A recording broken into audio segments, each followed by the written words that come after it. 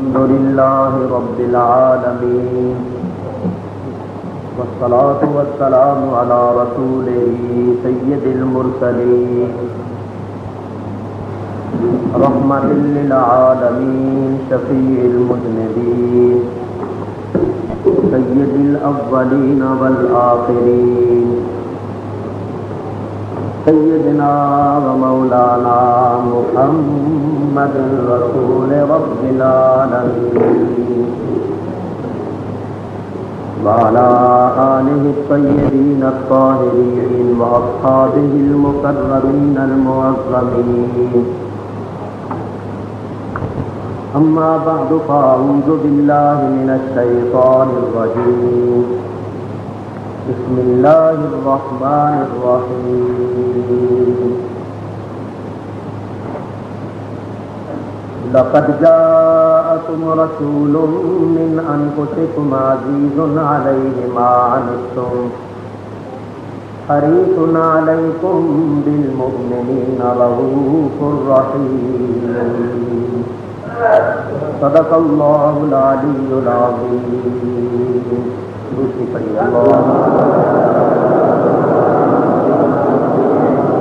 وعلى آل سيدنا ومولانا محمد وأصحاب سيدنا ومولانا محمد وبارك وسلم وصل عليه الصلاة والسلام عليك يا رسول الله وعلى آلك وأصحابك يا حبيب الله الصلاة والسلام عليك يا رحمة للعالمين الصلاة والسلام عليك يا شفيع المذنبين. حمد و ثنا کے بعد آپ حضرات کو معلوم ہے کہ یہ جلسہ سلسلہ یوم ولادت سرور کائنات علیہ الصلوۃ والسلام منعقد ہوا ہے. میلاد شریف کے ایام ہیں، اس لیے میں مناسب سمجھتا ہوں کہ میں نبی پاک علیہ الصلوۃ والسلام کا میلاد شریف بیان کروں. آیہ کریمہ جو آپ حضرات کے سامنے بیان کی ہے، اگر غور کیا جائے تو اس آیت میں اللہ تبارک و تعالی نے اپنے حبیب پاک علیہ الصلوۃ والسلام کا پورا میلاد بیان فرمایا ہے. ارشاد فرمایا لقد جاءکم رسول من انفسکم، البتہ تحقیق آ گیا ایک بڑی شان والا رسول تمہارے پاس، تمہارے ہی نفسوں میں سے، عزیز علیہ ما عنتم، جو چیز تمہیں مشقت میں ڈالتی ہے وہ اس رسول پر بہت گراں گزرتی ہے. یعنی تمہارا مصیبت میں اور مشقت میں پڑ جانا اس رسول پر ناگوار اور گراں گزرتا ہے. حریص علیکم، وہ رسول تمہاری بھلائی کا بہت ہی زیادہ چاہنے والا ہے. بالمؤمنین رؤوف الرحیم، اور وہ مومنوں پر رؤوف بھی ہے اور رحیم بھی، بڑی شفقت کرنے والا مہربان. یہ ہے آیہ کریمہ کا لفظی ترجمہ. لقد جاءکم رسول میں سرکار دو عالم کی تشریف آوری کا بیان ہے، من انفسکم میں سرکار کے حسب اور نسب کا بیان ہے، عزیز علیہ ما عنتم میں امت کے ساتھ نبی کریم علیہ الصلوۃ والسلام کو جو گہرا تعلق ہے اس تعلق کا بیان ہے. حریص علیکم میں سرکار دو عالم علیہ الصلوۃ والسلام کی وہ حرص کہ لوگ ایمان لے آئیں، اپنے خالق و مالک کو پہچاننے لگ جائیں اور اللہ کے عذاب سے بچ جائیں، اس کا بیان ہے. بالمؤمنین رؤوف الرحیم میں سرکار دو عالم کے اوصاف حسنہ کا بیان ہے. گویا اس آیت میں اللہ تعالیٰ نے اپنے حبیب کا پورا میلاد شریف بیان کیا. تو میں آپ حضرات کے سامنے سرور عالم علیہ الصلوۃ والسلام کا میلاد شریف اختصار کے ساتھ بیان کروں گا. بڑے پیارے پیارے واقعات ہوں گے، آپ حضرات بڑی توجہ اور بڑے سکون کے ساتھ سنیے. اللہ تبارک و تعالی حضور کے ذکر سے ہمارے سینوں اور ہمارے دلوں کو روشن و منور فرمائے. یہ یاد رکھیے کہ اللہ تعالیٰ نے سب سے پہلے بلا واسطہ اپنے نور سے نبی پاک علیہ الصلوۃ والسلام کے نور کو پیدا کیا. سب سے پہلے نبی کریم علیہ الصلوۃ والسلام کے نور پاک کی تخلیق ہوئی ہے.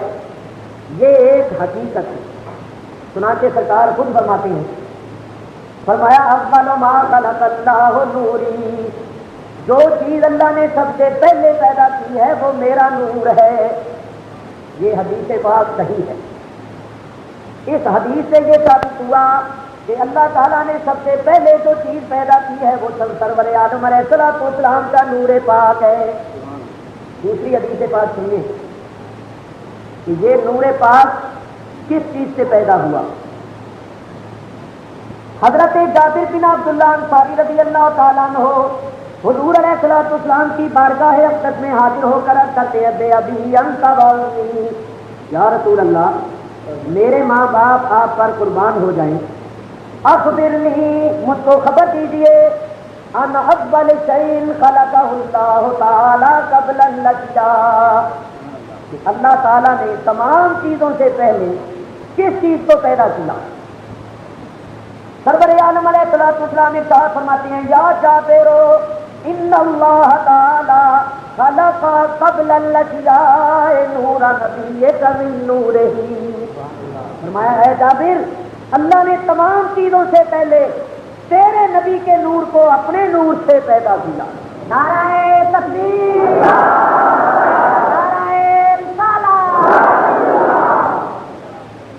یہ یاد رکھنا کہ نبی پاک علیہ الصلوۃ والسلام کا نور اللہ کے نور کا ٹکڑا نہیں ہے، اللہ کے نور کا جز نہیں ہے، کیونکہ اللہ کا نور ٹکڑے ہونے اور اجزاء ہونے سے پاک ہے. یوں کہو کہ اللہ نے اپنے ذاتی نور کے فیض سے سرکار دو عالم کے نور پاک کو پیدا کیا. اللہ تعالیٰ کا نور غیر مخلوق ہے، ازلی ابدی ہے. نبی پاک علیہ الصلوۃ والسلام کا نور مخلوق ہے، ازلی ابدی نہیں ہے. یاد رکھنا، قدیم اور حادث، مخلوق اور غیر مخلوق کبھی برابر نہیں ہو سکتا. سرکار دو عالم کا نور اور اللہ کا نور بعین ہی ایک نہیں، کیونکہ حضور کا نور اللہ نے پیدا کیا ہے وہ مخلوق ہے، اور اللہ کا نور غیر مخلوق ہے. مخلوق اور غیر مخلوق کبھی برابر نہیں ہو سکتا. اگر یہ بات غور سے سمجھ لی جائے تو جو لوگ کہتے ہیں جی دیکھو یہ حضور کو نور کہتے ہیں، یہ تو خدا سے ملا دیتے ہیں، تو معلوم ہوا کہ ان کو حقیقت حال کی خبر ہی نہیں. ہم نبی پاک علیہ الصلوۃ والسلام کے نور کو مخلوق نور مانتے ہیں، اللہ تعالیٰ کا پیدا کیا ہوا نور ہے. ایک بات یہاں اور عرض کرتا ہوں، سرور عالم علیہ الصلوۃ والسلام بلا شک و شبہ اللہ تعالیٰ کے نور ہے. دو حدیثیں آپ نے سنی ہیں، اب قرآن شریف کی 3 آیتیں بھی سنی.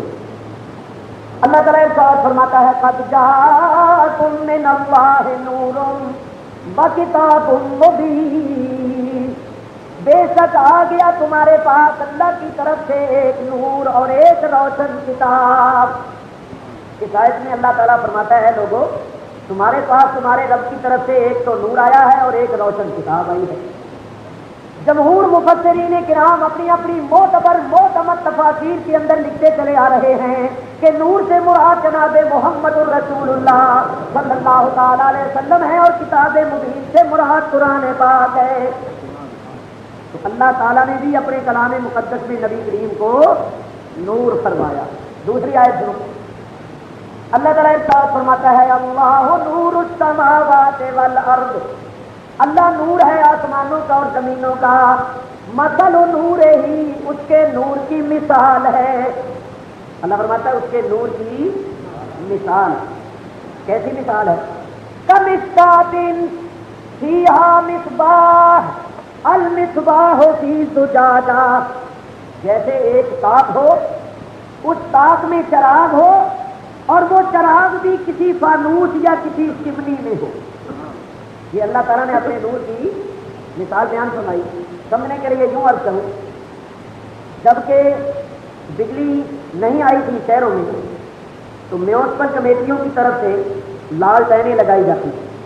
اب بھی بعض جگہوں پر لگی ہوتی ہیں، بعض چھوٹے چھوٹے قصبوں میں. تو شیشے کی 4 دیواری ہوتی ہے، اس کو تاک سمجھو. اور اندر ایک چمنی پڑی ہوتی ہے، اس کے اندر شمع روشن ہوتی ہے. تو شیشے کی باہر کی چار دیواری یہ صاف ہو گیا، اور اندر جو فانوس یا چمنی پڑی ہے وہ چمنی فانوس ہے، اور اس کے اندر شمع روشن. اللہ تعالیٰ فرماتا ہے میرے نور کی مثال بھی ایسی ہے.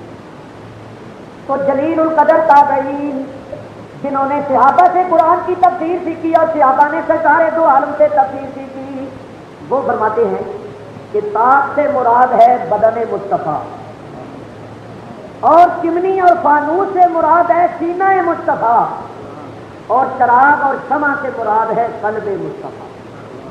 اللہ فرماتا ہے کہ میرے نور کی مثال ہے. حضرت عبداللہ ابن عباس جنہوں نے خود نبی کریم سے قرآن کی تفسیر سیکھی، وہ فرماتے ہیں جس نور کی اللہ نے مثال بیان فرمائی ہے وہ نور جناب محمد مصطفیٰ کا ہے.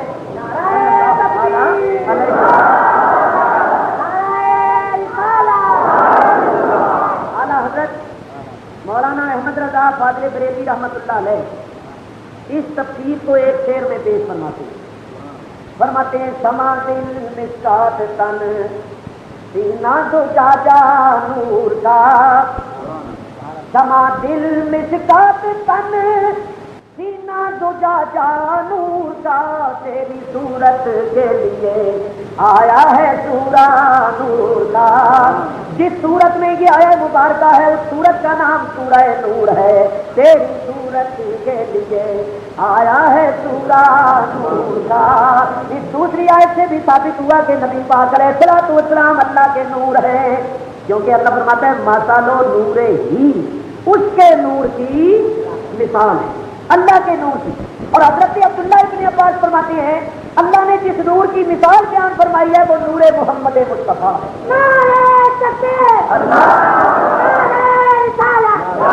دو آیتوں سے ثابت ہوا کہ نبی کریم علیہ الصلوۃ والسلام. اب تیسری آیت کی آپ حضرات کو معلوم ہے کہ جب نبی پاک علیہ الصلوۃ والسلام نے مکے میں رونق افروز ہو کر دعویٰ نبوت فرما کر اپنا کام شروع کیا تو لوگ مخالف ہو گئے، دشمن ہو گئے. انہوں نے سرکار کو قتل کرنے اور ختم کرنے کے منصوبے بنائے. جو بھی منصوبہ بناتے تھے وہ خاص میں مل جاتا تھا. اللہ تعالیٰ اپنے کلام مقدس میں فرماتا ہے، اللہ تعالیٰ ارشاد فرماتا ہے یریدون لیطفئوا نور اللہ بافواہہم، ارادہ کرتے ہیں کہ کافر لوگ کہ اللہ کے نور کو اپنے منہوں سے بجھا دیں، اللہ کے نور کو بجھا دیں. واللہ متم نورہ، اور اللہ اپنے نور کو پورا کرنے والا ہے. ولو کرہ الکافرون، اگرچہ کافروں کو یہ ناپسند ہو. اب غور کیجیے، اللہ تعالیٰ ارشاد فرماتا ہے یہ کافر لوگ ارادے کرتے رہتے ہیں اللہ کے نور کو بجھانے کے. اب بتائیے وہ اللہ کا نور کون سا تھا جس کو بجھانے کے کفار ارادے کرتے تھے؟ تو میں نہیں کہتا، حضرت مجاہد اور حضرت قتادہ جو جلیل القدر تابعی ہیں وہ فرماتے ہیں یریدون ان یہلکوا محمدا، وہ کفار نبی کریم کو ہلاک اور قتل کرنے کا ارادہ کرتے تھے تو اللہ نے یہ آیت اتاری کہ یہ لوگ تو اللہ کے نور کو بجھانے یعنی حضرت محمد صلی اللہ علیہ وسلم کو قتل کرنے کے ارادے کرتے ہیں. لیکن ہوگا کیا؟ واللہ متم نورہ، اللہ اپنے نور کو پورا کرنے والا ہے. یعنی اللہ نے نبی کریم کو جس مقصد کے واسطے بھیجا وہ مقصد پورا کرتے رہے گا اگرچہ کافروں کو یہ ناپسند ہو. اس آیت میں بھی اللہ تعالیٰ نے اپنے نبی پاک کو کیا فرمایا؟ نور اللہ، اللہ کا نور. ایک بات یہاں آپ غور سے سنیے، اگر یہاں نور اللہ سے مراد اللہ کا ذاتی نور مراد لیا جائے تو پھر یہ کہنا پڑے گا کہ اللہ کا نور اس وقت پورا نہیں ہوا، کیونکہ اللہ فرما رہا ہے واللہ متم نورہ، اللہ اپنے نور کو پورا کرنے والا. معلوم ہوا کہ اس وقت اللہ کا نور پورا نہیں ہوا تھا، بلکہ وہ وقت آنے والا تھا جس وقت میں اللہ کے نور نے پورا ہونا تھا. تو کیا اللہ کے ذاتی نور کے متعلق کبھی یہ تصور ہو سکتا ہے کہ اللہ کے نور پر کبھی کوئی ایسا وقت بھی آیا تھا جبکہ وہ پورا نہیں تھا؟ یاد رکھنا اللہ کے ذاتی نور کے متعلق یہ کبھی متصور نہیں ہو سکتا. کیونکہ اللہ تبارک و تعالیٰ کی شان میں، اللہ کی ذات و صفات میں یہ کہنا جائز نہیں ہے کہ ایک وقت ایسا بھی تھا جبکہ اللہ کا نور پورا نہیں تھا، کیونکہ اللہ کی شان یہ ہے الآن کما کان، جیسے وہ اس وقت ہے ایسے ہی پہلے تھا اور ایسے ہی ہمیشہ رہے گا۔ اس کی ذات میں کبھی تنقیص یا تکمیل کا تصور نہیں ہو سکتا، یہ نہیں خیال ہو سکتا کہ اس وقت وہ پورا نہیں ہے اور کوئی وقت آئے گا وہ پورا ہو جائے گا، یہ اللہ کے ذاتی نور کے متعلق تصور نہیں ہو سکتا۔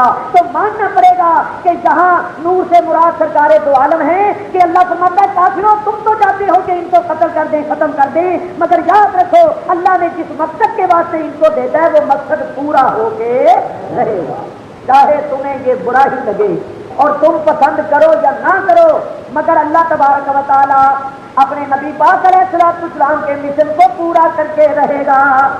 الحمدللہ قرآن کی 3 آیتوں سے میں نے ثابت کیا کہ نبی پاک علیہ السلام نور ہے، بولو سرکار نور ہے۔ اسی نور کو اللہ تعالیٰ نے سب سے پہلے بلا واسطہ اپنے نور کے فیض سے پیدا کیا۔ جب یہ نور پاک پیدا ہوا تو اس نور نے پیدا ہوتے ہی اللہ کو سجدہ کیا اور اللہ کی حمد و ثنا کی۔ اللہ تعالیٰ نے ارشاد فرمایا لذالک خلقتک وسمیتک محمدا، اے میرے پیارے میں نے تجھے اسی واسطے پیدا کیا ہے کہ تو میری حمد و ثنا کرے، میری تعریف کرے، اور میں نے تیرا نام محمد رکھا ہے کہ میں تیری تعریف کروں۔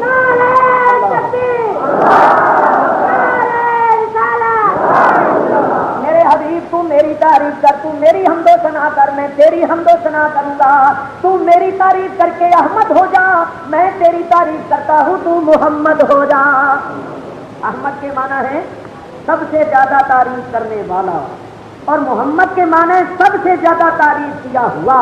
یاد رکھو جتنی نبی پاک نے اللہ کی تعریف کی ہے اتنی کسی اور نے نہیں کی، اور جتنی نبی پاک کی تعریف ہوئی ہے اتنی کسی اور کی تعریف نہیں ہے۔ تو نبی پاک علیہ السلام نے پیدا ہوتے ہی اللہ کو سجدہ کیا اور اللہ کی تعریف کی۔ اللہ تعالیٰ ارشاد فرماتا ہے میرے محبوب تم میری تعریف کر، میں تیری تعریف کرتا ہوں۔ فاذکرونی اذکرکم، تم میرا ذکر کرو میں تمہارا ذکر کرتا ہوں۔ میرے حبیب تو اگر توحید کے ڈنکے بجائے گا تو میں تیری رسالت کے ڈنکے بجاؤں گا، تو اگر میرا ذکر کرے گا میں تیرا ذکر کروں گا، تو میرے فضائل بیان کرے گا میں تیرے فضائل بیان کروں گا، تو لوگوں کے دلوں میں توحید ڈالے گا، توحید کا نور ڈالے گا تو میں لوگوں کے دلوں میں تیری رسالت کا نور ڈالوں گا، اور تو اگر لوگوں کو بیت اللہ کا راستہ دکھائے گا تو میں لوگوں کو تیرے روضے کا راستہ دکھاؤں گا۔ نعرہ تکبیر، نعرہ رسالت۔ تو لوگوں کے دلوں میں اگر میری محبت مستحکم کرے گا تو میں تیری محبت مستحکم کروں گا، اگر تو لوگوں کے سروں کو میری بارگاہ میں جھکائے گا تو میں لوگوں کے دلوں کو تیری بارگاہ میں جھکا دوں گا۔ تو اللہ تبارک و تعالیٰ نے فرمایا میرے حبیب میں نے تجھے اسی واسطے پیدا کیا ہے کہ تو میری حمد و ثنا کرے، اور میں نے تیرا نام محمد اس واسطے رکھا ہے کہ میں تیری حمد و ثنا کروں۔ یاد رکھنا سارے دو عالم نے سب سے بڑھ کر اللہ کی حمد و ثنا کی۔ یہاں ایک بات اور یاد کروں کہ یہ سنو کہ سرکار کب تک اللہ کی حمد و ثنا کرتے رہے، کتنا عرصہ کرتے رہے۔ بڑی مشہور حدیث ہے، آپ نے پہلے بھی یقیناً سنی ہوئی ہوگی، پھر عرض کرتا ہوں مضمون کو آگے بڑھاؤں گا۔ ایک مرتبہ نبی کریم علیہ السلام کی خدمت اقدس میں جبریل امین آئے، سرکار نے فرمایا یا جبریل کم عمروں کا، جبریل تیری عمر کتنی ہے؟ عرض کیا یا رسول اللہ میری عمر بہت زیادہ ہے۔ فرمایا کتنی ہے؟ جبریل امین نے کہا یا رسول اللہ میں عرض کرتا ہوں بتاتا ہوں آپ حساب لگائیے۔ فرمایا بتاؤ۔ جبریل امین نے عرض کیا یا رسول اللہ جب اللہ نے مجھے پیدا کیا تو میں نے دیکھا کہ اللہ تعالیٰ کی حقیقت کے آگے بہت سے پردے،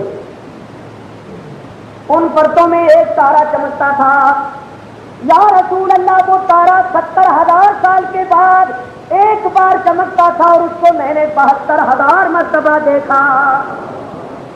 وہ تارا 70,000 سال کے بعد ایک مرتبہ چمکتا تھا اور میں نے اس کو 72,000 مرتبہ دیکھا۔ یہ انسان حیوان شجر و حجر سب بعد میں پیدا ہوئے ہیں، اب آپ حساب لگا لیجئے میری عمر کتنی ہے۔ 1,24,000 پیغمبر سب بعد میں مبعوث ہوئے، اب آپ حساب لگا لیجیے۔ حضور نے فرمایا جبریل جانتے ہو وہ تارا کون تھا؟ جبریل امین نے عرض کیا اللہ و رسولہ عالم. فرمایا یا جبریل وعزت ربی انا ذالک الکوکب، اے جبریل مجھے اپنے رب کے عزت و جلال کی قسم وہ تارا میں ہی تھا.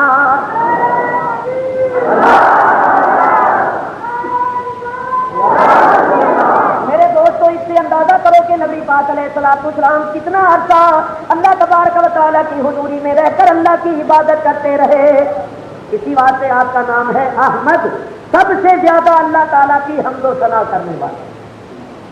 جب اللہ تعالیٰ نے حضرت انسان کو پیدا کرنا چاہا تو زمین سے مٹی منگوائی، ہر قسم کی مٹی منگوائی، کالی گوری نیلی پیلی ہر رنگ کی مٹی منگوائی، ہر مزاج کی مٹی منگوائی، اور اس مٹی کو یکجان کر کے اس کا ایک سانچی پتلا بنایا جس کا نام ہوا حضرت آدم علیہ السلام. ہر قسم کی مٹی منگوائی گئی اور اس کا ایک ساتھی پتلا تیار ہوا. اللہ تعالیٰ ارشاد فرماتا ہے اذ قال ربک للملائکۃ انی خالق بشرا من صلصال من حمأ مسنون. اے حبیب یاد کرو جب کہ تمہارے رب نے فرشتوں سے فرمایا کہ اے فرشتوں میں مٹی گارے سے ایک بشر بنانے والا ہوں. فَإِذَا سَوَّيْتُهُ، جب میں اس کو برابر کر لوں، اچھی طرح بنا لوں، وَنَفَخْتُ فِيهِ مِنْ رُوحِي، اور اس کے اندر اپنی روح سے پھونک دوں، فَقَعُوا لَهُ سَاجِدِينَ، تو تم سب کے سب اس کو سجدہ کرنا. لو جی اللہ تبارک و تعالیٰ نے اس مٹی کا ایک پتلا بنایا اور اس کو اچھی طرح برابر کر کے بنا سنوار کے اس کے اندر اپنی روح پھونکی، اور نبی کریم علیہ الصلوۃ والسلام کا نور پاک جس کو اللہ نے سب سے پہلے اپنے نور سے پیدا کیا تھا، اس نور پاک کو بطور امانت آدم علیہ السلام کی پیشانی میں رکھا. یہاں سے ایک بنیادی چیز یاد رکھنے اور سمجھنے کی ہے، نبی پاک علیہ الصلوۃ والسلام کی تخلیق ہوئی اللہ کے نور سے، اور آدم علیہ السلام کی تخلیق ہوئی مٹی سے. اللہ نے ان کو مٹی سے پیدا کیا، نبی کریم کو اپنے نور سے پیدا کیا. جس وقت نور محمدی صلی اللہ تعالی علیہ وسلم بطور امانت ان کی پیشانی میں رکھا گیا تو اللہ تعالیٰ نے فرشتوں سے ارشاد فرمایا اسجدوا لآدم، اے فرشتوں اب آدم کو سجدہ کر. یہ سجدہ تعظیم تھا جو اس وقت جائز تھا، آج سجدہ تعظیمی جائز نہیں. اللہ تعالیٰ نے فرشتوں کو حکم دیا فرشتوں اب آدم علیہ السلام کی تعظیم کرو. محدثین کرام فرماتے ہیں امرت الملائکۃ لسجود آدم لأن نور محمد صلی اللہ علیہ وسلم کان فی جبہۃ آدم. کہتے ہیں کہ آدم علیہ السلام کی تعظیم کرنے کا جو حکم دیا گیا تھا وہ در حقیقت تعظیم تھی نور محمدی صلی اللہ تعالی علیہ وسلم کی جو ان کی پیشانی میں رکھا گیا تھا. تو وہ تعظیم حقیقت میں کس کی تھی؟ سرکار دو عالم علیہ السلام کی. اللہ تعالیٰ نے جب فرشتوں کو حکم دیا کہ سارے میرے حبیب کے نور کی تعظیم کرو، آدم علیہ السلام کو سجدہ کرو، فسجد الملائکۃ کلھم اجمعون، سارے فرشتے سجدے میں گر گئے الا ابلیس، سوائے ابلیس. یہ ابلیس تو تھا، بعض کہتے ہیں کہ یہ فرشتوں میں سے تھا اور بعض کہتے ہیں کہ یہ جنوں میں سے تھا لیکن رہتا تھا فرشتوں میں. اس نے انکار کر دیا. جس وقت یہ نہ جھکا، اس نے تعظیم نہ کی. اللہ تعالیٰ ارشاد فرماتا ہے یا ابلیس، اے ابلیس ما لک الا تکون مع الساجدین، تجھے کیا ہو گیا؟ تو نے سجدہ کرنے والوں کا ساتھ کیوں نہیں دیا؟ تو نے کیوں نہیں تعظیم کی؟ اللہ تعالیٰ نے ابلیس سے تعظیم نہ کرنے، سجدہ نہ کرنے کی وجہ پوچھی. بتاؤ اللہ کو وجہ معلوم تھی یا نہیں تھی؟ تھی. تو اللہ نے کیوں وجہ پوچھی؟ اللہ کے پوچھنے میں حکمت. معلوم ہوا کہ علم والا علم کے باوجود بھی کبھی پوچھا کرتا ہے اور اس کا پوچھنا عدم علم کی دلیل نہیں ہوتا کہ اس لیے پوچھ رہا علم نہیں، بلکہ علم والے کہتے ہیں یوں کہو اس لیے پوچھ رہا ہے کہ اس کے پوچھنے میں حکمت ہی۔ بعض نادان لوگ یہاں سے بے علمی نکال لیتے ہیں، سناتے بعض لوگوں نے کتابوں میں بھی لکھ دیا کہ اللہ کو پہلے سے علم نہیں ہوتا کہ بندے کیا کریں گے، جب بندے کام کرتے ہیں تب اللہ کو پتہ چلتا ہے۔ اور پھر اس کے ساتھ ساتھ وہ توحید کے نعرے بھی لگاتے ہیں کہ ہم توحید کے ماننے والے ہیں، توحید کے ماننے والے۔ یاد رکھو وہ تو سرکار دو عالم کی شان کو نہیں سمجھ سکتے، اللہ کی شان کو کیا سمجھ سکتی ہیں؟ اللہ کی شان کو وہی سمجھتا ہے جو مصطفیٰ کی شان کو جانتا ہے۔ جنہوں نے سرکار کو اپنے جیسا سمجھنا ہو وہ رب کو کیا سمجھے؟ تو میرے دوستوں بزرگوں یاد رکھو، عرض یہ کر رہا تھا کہ اللہ تعالیٰ نے شیطان سے سجدہ نہ کرنے کی وجہ پوچھی، کیا وجہ ہے؟ تو نے تعظیم نہیں کی۔ شیطان کہنے لگا لما کل اسجد لبشر، میرے واسطے لائق نہیں کہ اس بشر کو سجدہ کروں، خلقتہ من صلصال من حمأ مسنون، جس کو تو نے مٹی گارے سے پیدا کیا میں اس کو کیسے سجدہ کروں؟ انا خیر منہ، میں تو اس سے دے سکتی ہوں، یہ مٹی سے پیدا ہوا ہے، میں آگ سے پیدا ہوا ہوں۔ تو مٹی کثیف ہوتی ہے، آگ لطیف ہوتی ہے، لطیف کثیف سے اعلیٰ ہوتا ہے، لہٰذا میں اس سے اعلیٰ ہوں، اعلیٰ ہو کر اپنا کو کیوں سجدہ کروں؟ یہ کس نے کہا؟ ابلیس، شیطان نے۔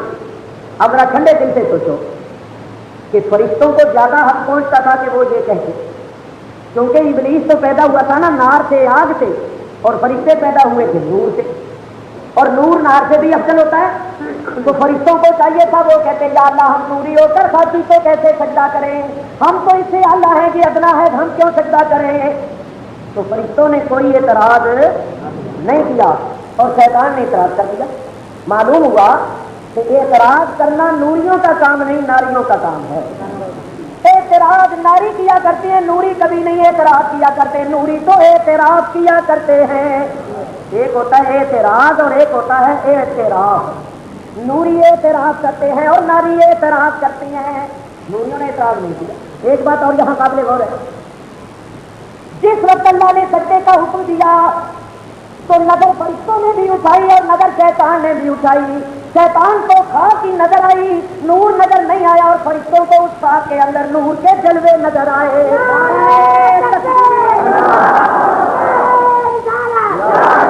فرشتوں کو نور محمدی نظر آیا، شیطان کو نور محمدی نظر نہیں آیا۔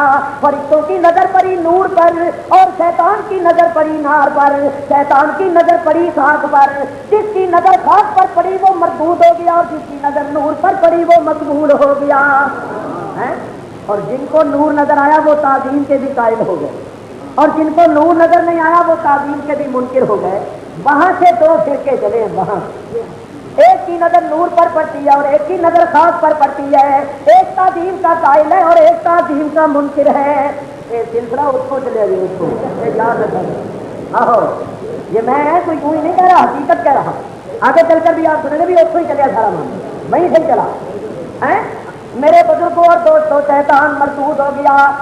جس وقت اس نے کہا کہ خاکی بشر ہے، میں اس سے اچھا ہوں، اللہ تعالیٰ نے ارشاد فرمایا فَاخْرُجْ مِنْهَا فَإِنَّكَ رَجِيمٌ وَإِنَّ عَلَيْكَ اللَّعْنَةَ إِلَىٰ يَوْمِ الدِّينِ، نکل جا میری جنت سے، میری رحمت کے دربار سے نکل جا، تو مردود ہو گیا اور قیامت تک تجھ پر لعنت ہے۔ یاد رکھو شیطان توحید کا قائل تھا۔ توحید یہ ہے خدا کو ایک جانے، خدا کو ایک مانے، کسی کو خدا کا شریک نہ ٹھہرائے۔ شیطان نے شرک نہیں کیا تھا، کسی کو خدا کا شریک نہیں ٹھہرایا، توحید کا قائل تھا۔ عالم بھی بڑا تھا کہ فرشتوں کا استاد تھا، عابد بھی بڑا تھا کہ اس نے 6 لاکھ برس اللہ کی عبادت کی تھی۔ عالم بھی بہت بڑا، عابد بھی بہت بڑا، توحید کا بھی قائل۔ بولو مردود کیوں ہو گیا؟ کہ اس نے نور مصطفیٰ کی تعظیم نہیں کی۔ اور اگر کوئی کہے کہ نور مصطفیٰ نہیں تھا تو پھر میں کہتا ہوں آدم علیہ السلام کی تعظیم نہیں کی۔ تو میرے دوستوں یہاں سے اندازہ کر لو کہ جس نے آدم علیہ السلام کی تعظیم سے منہ موڑا اس کا یہ حال ہوا، تو جو سید الانبیاء کی تعظیم سے منہ موڑے اس کا کیا حال ہوگا؟ معلوم یہ ہوا کہ جو نور مصطفیٰ کی تعظیم نہیں کرتا، لاکھ توحید کے دعوے کرے، لمبے لمبے سجدے کرے، لاکھوں پر عبادت کرتا رہے، علم و فضل کے دعوے کرے، کبھی مقبول نہیں ہو سکتا۔ اگر تعظیم کا منکر ہے تو کبھی مقبولیت کا درجہ حاصل نہیں کر سکتا. لو ایک بات اور آگے کروں اور پھر آگے چلیں. سنو, وہ کہا کرتے ہیں نا 100 سنار کی اور ایک لوہار کی. تو یہ ایسی بات ہے. شیطان جو تھا, شیطان یہ عدلی طور پر انجام کار کے لحاظ سے کافر تھا یا نہیں تھا, مردود تھا یا نہیں تھا مردود. یعنی اللہ نے جب ہر چیز کا انجام لکھا تھا تو اس وقت شیطان کا انجام کیا لکھا تھا کہ یہ کافر ہو جائے گا, دوستی ہوگا, مردود ہوگا. تو معلوم ہوا کہ عدلی طور پر یہ مردود تھا مردود رہتا تھا مقبولوں میں, تھا کافر رہتا تھا مومنوں میں, تھا دوستی رہتا تھا جنتیوں میں, تھا بے ادب رہتا تھا بہادروں میں. 6 لاکھ برس اللہ کی عبادت کرتا رہا, ظاہر نہیں ہوا. 6 لاکھ برس اللہ کی عبادت کی, اس نے ظاہر نہیں ہوا. سارے فرشتے یہی سمجھ رہے بڑا نیک ہے بھائی, بڑا متقی پرہیزگار ہے. اس کا مردود بے ایمان ہونا ظاہر کب ہوا؟ جب حضور کی تعظیم کا وقت آیا. معلوم ہوا کہ مقبولوں اور مردودوں کا پتہ عبادت کے وقت نہیں چلتا بلکہ مصطفیٰ کی تعظیم کے وقت.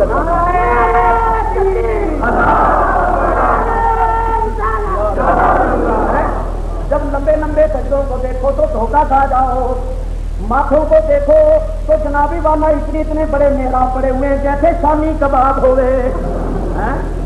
اور کی کرتے رہتے ہیں, ابھی بھی سجدے کرتے ہیں, بڑے تو چنگی طرح گاہ پیچھے ہو کے نظرتے ہی رہتے ہیں. ماتھے ان کے شامی کباب بن جاتے ہیں. سجدوں کو دیکھو تو دھوکہ کھا جاؤ, لیکن جب سرکار کی تعظیم کا وقت آتا ہے منہ پھیر کے چل پڑتے ہیں. تو یاد رکھو, جو حضور کی تعظیم کا منکر ہے لاکھ عبادتیں کرتا رہے, مقبول نہیں ہو سکتا. مقبول وہ ہے جو رب کی عبادت کرے, مصطفیٰ کی تعظیم. کی آواز اونچی نہ ہو. معلوم ہوا گفتگو چاہے مہذب ہو, مؤدب ہو, الفاظ چاہے کتنے جگے تلے اور شائستہ ہو, یہ نہیں سوال. سوال یہ کہ آواز اونچی نہ ہو جائے. اور اگر آواز اونچی ہو گئی تو پھر ہوگا کیا؟ اللہ فرماتا ہے انتحبط اعمالکم, تمہارے سارے عمل تباہ و برباد ہو جائیں گے. نہ نماز نہ روزے کچھ نہیں رہے گا. وانتم لا تشعرون, اور تمہیں خبر بھی نہیں ہوگی کہ اعمال کا سرمایہ کب لٹ گیا. معلوم ہوا حضور کی تعظیم میں تھوڑا سا فرق بھی آ جائے تو ساری عبادتیں برباد ہو جاتی ہیں. تو یہی تو وجہ ہے کہ خیبر کے مقام پر وادی صحبا میں حضرت علی کے زانو پر نبی کریم سرے انور رکھ کے سو رہے ہیں. حضرت علی نے ابھی عصر کی نماز پڑھنی تھی اور حضور نے پڑھ لی, اور سورج قریب ہے کہ غروب ہو جائے. حضرت علی کبھی آسمان کے سورج کو دیکھتے ہیں, کبھی نبوت کے آفتاب کو دیکھتے ہیں. کیا کروں؟ ایک طرف نماز ہے, اللہ تعالیٰ کا عائد کیا ہوا فریضہ ہے, دوسری طرف نبی پاک کی تعظیم ہے, نبی پاک کا حرام ہے. نماز بھی کون سی ہے؟ عصر کی. اور بولو پانچوں نمازوں میں سب سے افضل نماز کون سی ہے؟ اللہ تعالیٰ ارشاد فرماتا ہے حافظوا علی الصلوات والصلاۃ الوسطی, تمام نمازوں کی حفاظت کرو مگر درمیانی نماز کی خاص کر کے حفاظت کرو. درمیانی نماز فجر اور ظہر ایک طرف, مغرب اور عشاء ایک طرف. نبی کریم علیہ السلام نے فرمایا, صحیح مسلم شریف کے اندر حدیث موجود ہے, فرمایا من ترک صلاۃ العصر فقد حبط عملہ, جو جان بوجھ کے عصر کی نماز چھوڑ دیتا ہے اس کے سارے عمل برباد ہو جاتی ہیں. یہ تو فکر ان کو ہوگا نا جو عصر کی چھوڑے, ان کو کیا فکر ہے جڑے پنجے چھوڑی رکھ دیں. اللہ, ایک عصر کی نماز چھوڑنے سے سارے عمل برباد ہو جائیں تو جو پانچوں ہی نہیں پڑھتے ان کا کیا حال ہوگا؟ ان کا اللہ. آج ہمیں نمازوں کی پرواہ نہیں. عصر کی نماز تو سب سے افضل ہے, نماز بھی وہ جا رہی. حضرت علی کس مقصد میں ہے, کیا کرو, نماز بھی سب سے افضل اور سرکار کی تعظیم بھی سب سے افضل. اب کروں تو کیا کرتے ہیں؟ چاہیے تھا کہ جلا دیتے, اٹھو جا دوسرا کو جلدی کرو گا, نہیں میری نماز آ رہی ہے. حضور نے کوئی ناراض ہونا تھا, کوئی تھوڑا سا ہاں ٹھیک ہے جلدی پڑھ لو. مگر حضرت علی جگاتے نہیں. کیوں نہیں جگاتے؟ ایک بات کہتا ہوں, جگایا اس کو جاتا ہے جو سو رہا ہو. جگایا اس کو جاتا ہے جو سو رہا ہو، اور جو سارے جہان کے سوتوں کو جگانے آیا ہو اس کو کون جگائے؟ جگایا تو اس کو جاتا ہے جو غافل ہو۔ نبی پاک تو کبھی غافل نہیں ہوتے، خود فرماتے ہیں اِنَّ عَيْنَيَّ تَنَامَانِ وَلَا يَنَامُ قَلْبِي، میری یہ آنکھیں تو سو جاتی ہیں مگر میرا دل نہیں سوتا۔ اور حضور کے دل کی کیا کیفیت ہے؟ جب فرشتوں نے حضور کا سینہ چیرا اور دل کو باہر نکالا تو فرشتے کہتے ہیں ہم نے دیکھا فیہ عینان تبصران وفیہ اذنان تسمعان، حضور کے دل میں دو آنکھیں تھی دیکھنے والی اور دو کان تھے سننے والے۔ یہی وجہ تھی کہ حضور جس طرح آگے دیکھتے تھے اسی طرح پیچھے دیکھتے تھے، جس طرح ظاہر دیکھتے تھے اسی طرح پردوں کے اندر دیکھتے تھے، جس طرح صورتوں کو دیکھتے تھے اسی طرح صورتوں کی حقیقتوں کو بھی دیکھتے تھے۔ اگر کوئی کہے کہ یہ تو حدیث ہے اور پتہ نہیں کس درجے کی حدیث ہے تو قرآن سن، اللہ تعالیٰ ارشاد فرماتا ہے انہا لا تعمل ابصار ولکن تعمل قلوب التی فی الصدور، اللہ فرماتا ہے ان کی یہ آنکھیں تو اندھی نہیں بلکہ دل اندھے ہیں جو سینوں کے اندر ہیں۔ اس آیت سے ثابت ہوا کہ سینوں کے اندر دل اندھے بھی ہوتے ہیں اور دل بینا بھی ہوتے ہیں۔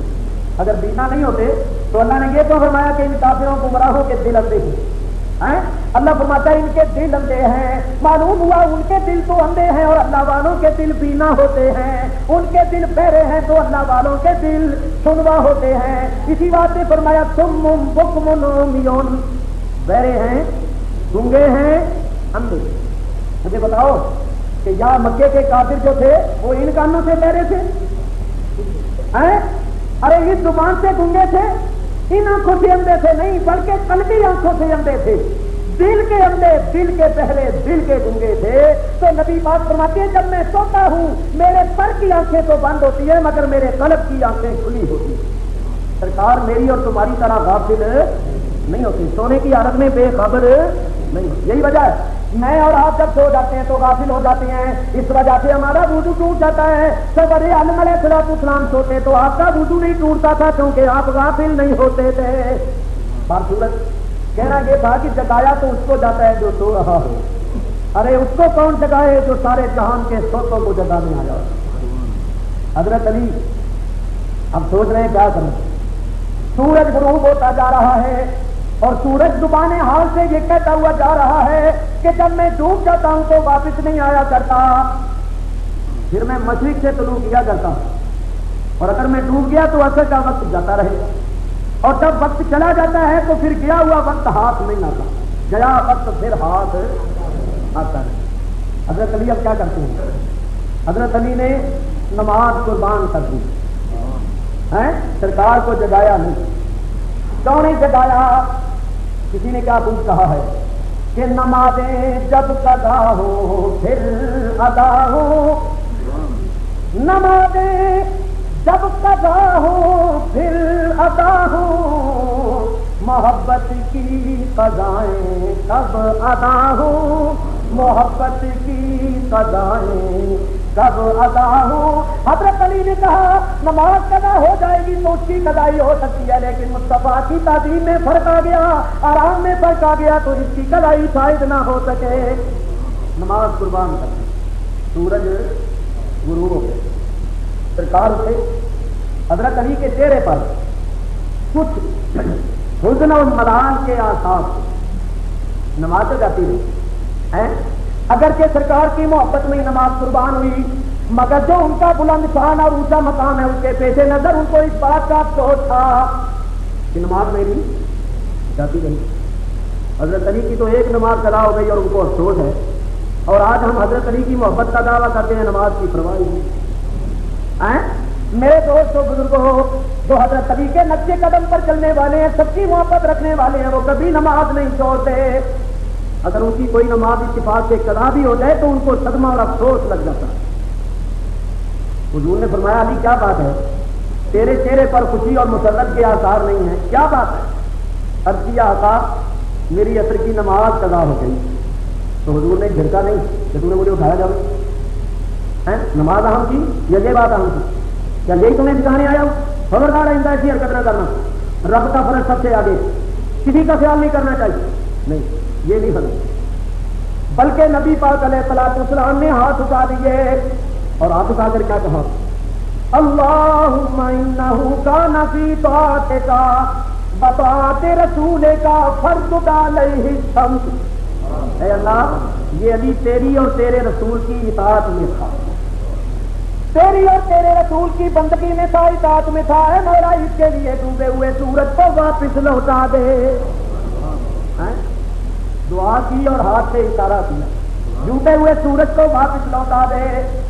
وہ سورج جو ڈوب چکا تھا وہ پھر واپس آ گیا، عصر کے مقام پر آ گیا، پہاڑوں پر پھر دھوپ چمکنے لگی۔ سرکار نے فرمایا اے علی وضو کر اور وقت پر نماز ادا کر لے۔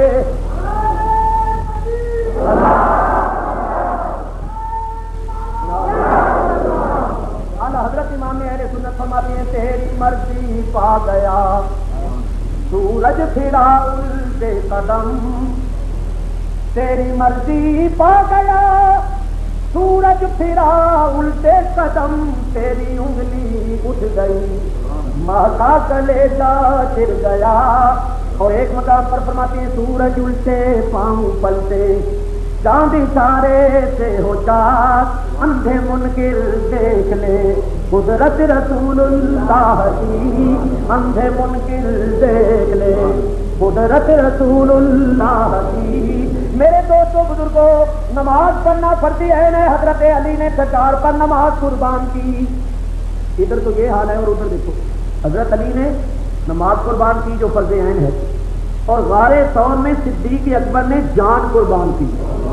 جان کی حفاظت بھی فرض عین ہے، جان کی حفاظت کرنا، بلکہ آپ لوگوں کو معلوم ہے کہ جان پر بن جائے تو اللہ پاک نے رخصت دی ہے کہ کفر کے کلمے بھی کہنے پڑے تو کہہ لو، بشرطے کہ دل ایمان پر مطمئن ہے، کیونکہ جان کی حفاظت بھی فرض ہے۔ اللہ اکبر۔ صدیق اکبر نے جان قربان کی، کتاب کاٹ رہا ہے پاؤں پر اور پرواہ نہیں کر رہے۔ حضرت ابو بکر صدیق نے جان قربان کی، حضرت علی نے نماز قربان کی۔ انہوں نے نماز قربان کی کیونکہ ان کی آغوش میں سرور عالم تھے، اور صدیق اکبر نے بھی جان قربان کی، اس وقت بھی ان کی آغوش میں سرکار دو عالم ہے۔ لیکن کملی والے نے کیا کیا؟ علی نے نماز قربان کی تو سورج کو واپس لوٹا دیا، چلو اپنی نماز وقت پر ادا کر لی۔ اور صدیق نے جان قربان کی تو حضور نے لعاب دہن لگا کر وہ جو درد اور تکلیف تھی اس کو دور کر دیا اور ان کی جان ان کو لوٹا دی۔ تو اعلیٰ حضرت امام اہل سنت اس مقام پر ڈھونڈ کے فرماتے ہیں مولا علی نے باری تیری نیند پر نماز، مولا علی نے باری تیری نیند پر نماز، اور وہ بھی عصر سب سے جو اعلیٰ قدر کی ہے، اور وہ بھی عصر سب سے جو اعلیٰ قدر کی ہے۔ صدیق بلکہ غار میں جان ان پہ دے چکے، اور حصہ جان تو جان فروز و قرآن کی ہے۔ فرماتے ہیں نتیجہ کیا نکلا؟ فرماتے ہیں ثابت ہوا کہ جملہ فرائض فرو ہیں، ثابت ہوا کہ جملہ فرائض فرو ہیں، اصل الاصول بندگی اس تاج ور کی ہے، اصل الاصول بندگی اس تاج ور کی ہے۔ فرماتے ہیں ہاں تو نے ان کو جان ان کو پھیر دی نماز، ان کے لیے سورج لوٹا دیا، ان کے لعاب دہن لگا کے جان بچا دی۔ ہاں تو نے ان کو جان ان کو پھیر دی نماز، ورنہ وہ تو کر چکے تھے جو کرنی پتھر کی ہے، وہ تو کر چکے تھے جو کرنی پتھر کی ہے۔ میرے دوستو، میں یہ عرض کر رہا تھا کہ سرکار کی تعظیم سارے فرضوں میں بڑا فرض ہے اور ساری عبادتوں کی جان ہے۔ اللہ تو شیطان نے تعظیم نہ کی، ساری عبادتیں برباد کر بیٹھا۔ یہاں سے سبق حاصل کرو، کبھی سرور عالم کی تعظیم سے منہ نہ موڑنا، جس نے منہ موڑا ساری عبادتیں برباد ہو جائیں گی۔ یہ جو ہم کھڑے ہو کے سلام پڑھتے ہیں، یہ کیا ہے؟ سرکار دو عالم کی تعظیم۔ میرا رسالہ دیکھو برکات بلا شریف و سلام و قیام، جس میں نے یہ مسئلے لکھے ہیں۔ اکابر محدثین چاروں مذہبوں کے امام یہ فرماتے ہیں کہ یہ کھڑے ہو کر سلام پڑھنا کہ سرکار دو عالم کی تعظیم ہے، اس رسول کی تعظیم ہے جس کی تعظیم ہم پر واجب ہے۔ سمجھ گئے؟ تو میرے دوستوں بزرگوں، چلو آگے چلیں، میں نے سرکار کا میلاد بیان کرنا ہے۔ سرکار دو عالم کا نور پاک آدم علیہ السلام کی پیشانی میں رکھا، آگے آدم علیہ السلام کی اولاد کا سلسلہ شروع ہوا، وہ نور پاک منتقل ہونا شروع ہو گیا، حضرت شیس علیہ السلام میں آیا، ان سے منتقل ہو کر نوح علیہ السلام، ان سے منتقل ہو کر ابراہیم علیہ السلام، ان سے منتقل ہو کر اسماعیل علیہ السلام۔ نوح علیہ السلام کی کشتی جو تیر رہی تھی تو اسی نور پاک کی برکت تھی، ابراہیم علیہ السلام پر آگ گلزار ہوئی تھی تو اسی نور پاک کی برکت تھی، اسماعیل علیہ السلام چھری کی تیز دھار سے بچے تو اسی نور پاک کی برکت۔ یہ نور پاک قلبوں میں اور پاک رحموں میں منتقل ہوتا ہوا حضرت عبد المطلب تک آیا۔ یہ نبی کریم کے دادا جان، جس بات کے سلم میں، جس ماں کے فکر میں نبی پاک کا نور رہا، وہ سب کے سب پاک ہوئے ہیں اور سب کے جسموں سے کستوری جیسی خوشبو آتی تھی، سب کے چہرے چمکتے۔ حضرت عبد المطلب کا بھی یہی حال تھا، ان کے بدن سے کستوری جیسی خوشبو آتی تھی، اندھیری رات میں ان کی پیشانی اس طرح چمکتی جیسے چاند چمکتا۔ مکے میں جب قحط پڑ جاتا، بارش نہیں ہوتی تھی، تو قریش مکہ ان کا ہاتھ پکڑ کر کوہ زبیر پر لے جاتے اور کہتے عبد المطلب اللہ سے نہیں مانگو، تو وہ ہاتھ اٹھا کر دعا کرتے تو اللہ ببرکت نور محمد بارش برساتے۔ بڑے بڑے بادشاہ، بڑے بڑے رؤسا ان کو دیکھ کر ہیبت میں آ جاتے تھے اور ان کی تعظیم اور تکریم کرتے تھے۔ چنانچہ ایک مشہور واقعہ میں آپ حضرات کے سامنے افتخار کے ساتھ پیش کرتا ہوں۔ حبشے کا بادشاہ جو تھا نجاشی، اس نے ملک یمن میں اپنا گورنر بنایا تھا ابرا بن صباح کو۔ ابرا بن صباح گورنر تھا ملک یمن کا، ہے حبشہ نجاشی کی طرف سے۔ آج کے زمانے میں اس نے دیکھا کہ لوگ تیاریاں کر کے مکے جاتے ہیں، اس نے اپنے وزیروں درباریوں سے پوچھا کہ یہ لوگ مکے میں جو حج کرنے جاتے ہیں یہ حج کیا چیز ہے، مجھے ذرا سمجھاؤ تو صحیح، یہ معاملہ کیا ہے، یہ کیا کرتے ہیں وہاں جا کر؟ درباریوں نے بتایا کہ بادشاہ سلامت مکے میں ایک گھر ہے، 4 دیواری بنی ہے، اس کا ایک دروازہ ہے، چھت پڑی ہوئی ہے، اس کو یہ لوگ کعبۃ اللہ کہتے ہیں کہ اللہ کا گھر ہے، اور وہ اللہ کے نبی حضرت ابراہیم خلیل اللہ اور حضرت اسماعیل علیہ السلام نے بنایا تھا۔ تو یہ لوگ وہاں جاتے ہیں اور اس کے ارد گرد پھرتے چکر کاٹتے، اور جو اس کے چکر کاٹ کے آ جاتا ہے وہ حاجی بن جاتا ہے اور لوگوں میں بڑا معظم اور مکرم ہو جاتا ہے، لوگ اس کی بڑی تعظیم کرتے ہیں۔ اس نے کہا یہ ہمارے ہی ملک سے لوگ جاتے ہیں اس کعبے کا حج کرنے، یا ہر ملک سے آتے ہیں؟ درباریوں نے کہا ہر ملک سے آتے ہیں، بڑی بڑی دور سے 1000 میلوں کا سفر کر کے لوگ آتے ہیں اور ہر ملک کے لوگ آتے ہیں۔ اس نے کہا وہ گھر بڑا ہی خوبصورت بنا ہوا ہے، نہیں سادہ صحیح، سکارے رنگ کے پتھر مدینے اور کیا دیا۔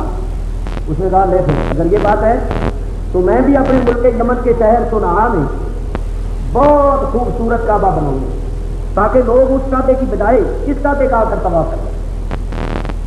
اس نے حبشے کے بادشاہ نجاشی کو لکھا کہ اے بادشاہ، میں نے یہ منصوبہ بنایا ہے کہ میں اپنے ملک یمن کے شہر صنعاء میں بڑا خوبصورت ایک کعبہ بناؤں۔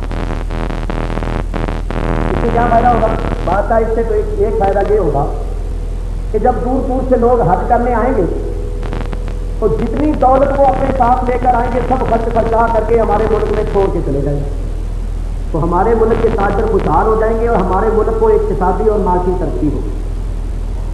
دوسرا فائدہ یہ ہوگا کہ جب لاکھوں کی تعداد میں لوگ حج کرنے آئیں گے تو چڑھاوے چڑھائیں گے، کوئی 4 آنے کوئی 8 آنے کوئی روپیہ آگے 2 روپئے 10 روپئے، تو 1000 روپیہ چڑھاوے کا ہمارے خزانے میں جمع ہو جائے گا، تو ہر سال ہمارے ملک کا خزانہ بڑھتا رہے گا اور ایک دن آئے گا کہ ہمارا ملک ساری دنیا کے ملکوں میں زیادہ مالدار ہو جائے گا۔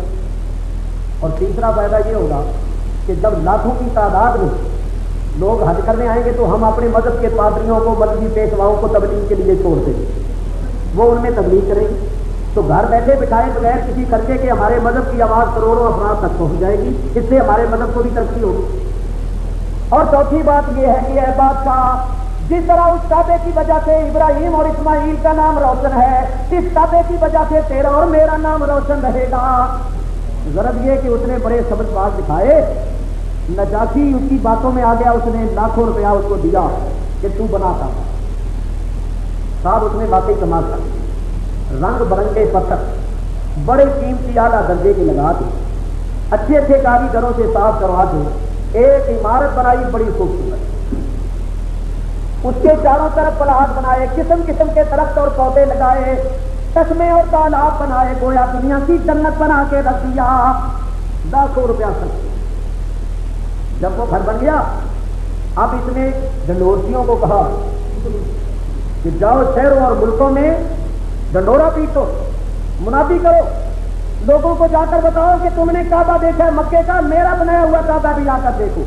اب اس کعبے کی بجائے اس کعبے کا آ کر حاضر کیا کرو۔ تب جناب ڈنڈورا پٹنے لگا، اعلان ہونے لگا، منادی ہونی شروع ہو گئی۔ مکے والوں کو بڑا دکھ آیا کہ وہ تو اللہ کا گھر ہے اور اللہ کے حکم سے اللہ کے نبیوں نے بنایا، جس گھر پر اللہ کی رحمتیں نازل ہوتی ہیں، اور اس بے ایمان نے اللہ کے سچے گھر کے مقابلے میں ایک مصنوعی گھر کھڑا کر دیا، اور پھر ظلم یہ کہ لوگوں کو روک رہا ہے کہ ادھر نہ جاؤ بلکہ ادھر آؤ۔ مکے والوں کو بڑا دکھ تھا، مگر وہ کیا کرتے؟ ایک آدمی تھا حضرت اسماعیل علیہ السلام کی اولاد میں، اس کو بڑا غصہ آیا، وہ گیا تو نام لوگوں کو جا کر رہا ہوں کہ ہوش کرو، تم دیکھ رہے ہو کہ تمہارے سامنے ایک مصنوعی گھر کھڑا کیا جا رہا ہے، تم چپ چاپ بیٹھے ہو۔ وہ کہیں گے ہم حکومت کا مقابلہ نہیں کر سکتے، اگر ہم اس کعبے کے خلاف جو اس بادشاہ نے بنایا آواز بلند کریں تو ہماری گردن کاٹ دی جائے، اور تو بھی اگر اکل اپنی خیر چاہتا ہے تو اس کے خلاف کوئی بات نہ کر، بادشاہ کو پتا چل گیا تو تیری بھی خیر نہیں ہوگی۔ اس نے کیا کیا؟ وہ مکے شریف کا آدمی جو آیا تھا، اس نے موقع پا کر اس بنائے ہوئے کعبے کے اندر جو ابرا نے بنوایا تھا، آدھی رات کے وقت جب سارے پٹاری درباری سوئے ہوئے تھے، اس نے موقع پا کر اندر کٹی پیشاب کر دیا، اور یہ حرکت کر کے وہاں سے وہ بھاگا، اور ایسا بھاگا کہ پھر پیچھے مڑ کے نہیں دیکھا۔ صبح ہوئی اور درباری لہرے تو اٹھے، اندر گئے اور انہوں نے ابرا کے بنائے ہوئے اس کعبے کی جو حالت دیکھی تو دوڑ کر گئے اور کہنے لگے بادشاہ پہلا چڑھاوا تو چڑھ گیا، اپنی آنکھوں سے یاد کر دیکھ لے کہ کون سا چڑھاوا چڑھا ہے، آگے کا حال تو جو ہوگا جو ہوگا، پہلا چڑھاوا تو آگے دیکھ لے اچھا نہ۔ بادشاہ آیا ابرا، اس نے جب دیکھا بڑا غضبناک ہوا، پیش میں آیا، کہنے لگا تحقیقات کرو کہ کس کی حرکت ہے، اس کو عبرتناک سزا دوں گا۔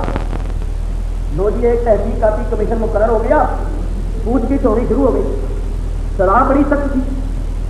آخر لوگوں نے بتایا کہ ہم تو سارے نیاز مند ہیں، مکے کا ایک آدمی آیا تھا جو اس کے خلاف آواز بلند کرتا تھا، سوائے اس کے اور کسی کی حرکت نہیں، کیونکہ جس وقت سے چڑھاوا چڑھا اس وقت سے وہ نظر نہیں آ رہا۔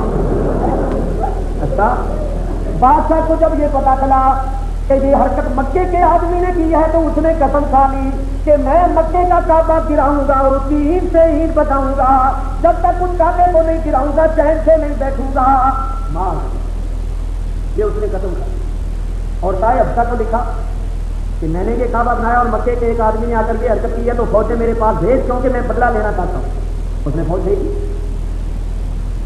ابرا نے 60,000 کا لشکر اپنے ساتھ لیا، 60,000 کا لشکر، لڑائی کا ساز و سامان، کھانے پینے کا راشن، سواریاں، اونٹ، گھوڑے، اور 12 ہاتھی جو جنگ جو ہاتھی تھے، جنگی ہاتھی ساتھ لیے، اور اچانک جناب والا وہ مکے کے اوپر چڑھ آیا۔ شہر کے باہر 7-8 میل کے فاصلے پر اس نے اپنا پڑاؤ ڈال دیا، خیمے تمبو لگ گئے اور بادشاہ کا لشکر اتر پڑا۔ مکے والوں کو کوئی خبر نہیں۔ بادشاہ نے اپنے سپاہیوں سے کہا کہ مکے والوں سے چھیڑ چھاڑ کرو تاکہ ان کو پتہ چلے کہ ہم آئے۔ اچھی بات۔ بادشاہ کے سپاہی آگے بڑھے، حضرت عبد المطلب نبی کریم کے دادا جو تھے ان کے چرواہے اونٹوں کو چرا رہے تھے۔ ابرا کے سپاہیوں نے ان چرواہوں کو مار بتایا اور حضرت عبد المطلب کے 200 اونٹ گھیر کر وہ ظلمن زبردستی لے گئے۔ چرواہے آئے روتے ہوئے، انہوں نے آ کر کہا ہے سردار مکہ ایک بہت بڑا لشکر اترا ہے، 1000 سپاہی ہیں، ہر قسم کا سامان جنگ ہے، انہوں نے ہمیں تو دھمکا مار کے بتا دیا ہے اور ہمارے اونٹ گھیر کر لے گئے۔ بجلی کی طرح خبر سارے شہر میں پھیلی اور خوف و ہراس پھیل گیا۔ جگہ جگہ سارے شہر میں پھیلی اور خوف و حراس پھیل گیا. جگہ جگہ لوگ بات کرنے کا قیام کیا ہوگا, کون ہے وہ, کیوں آیا ہے, جان کیجیے. لگے لوگ باتیں کر لیں.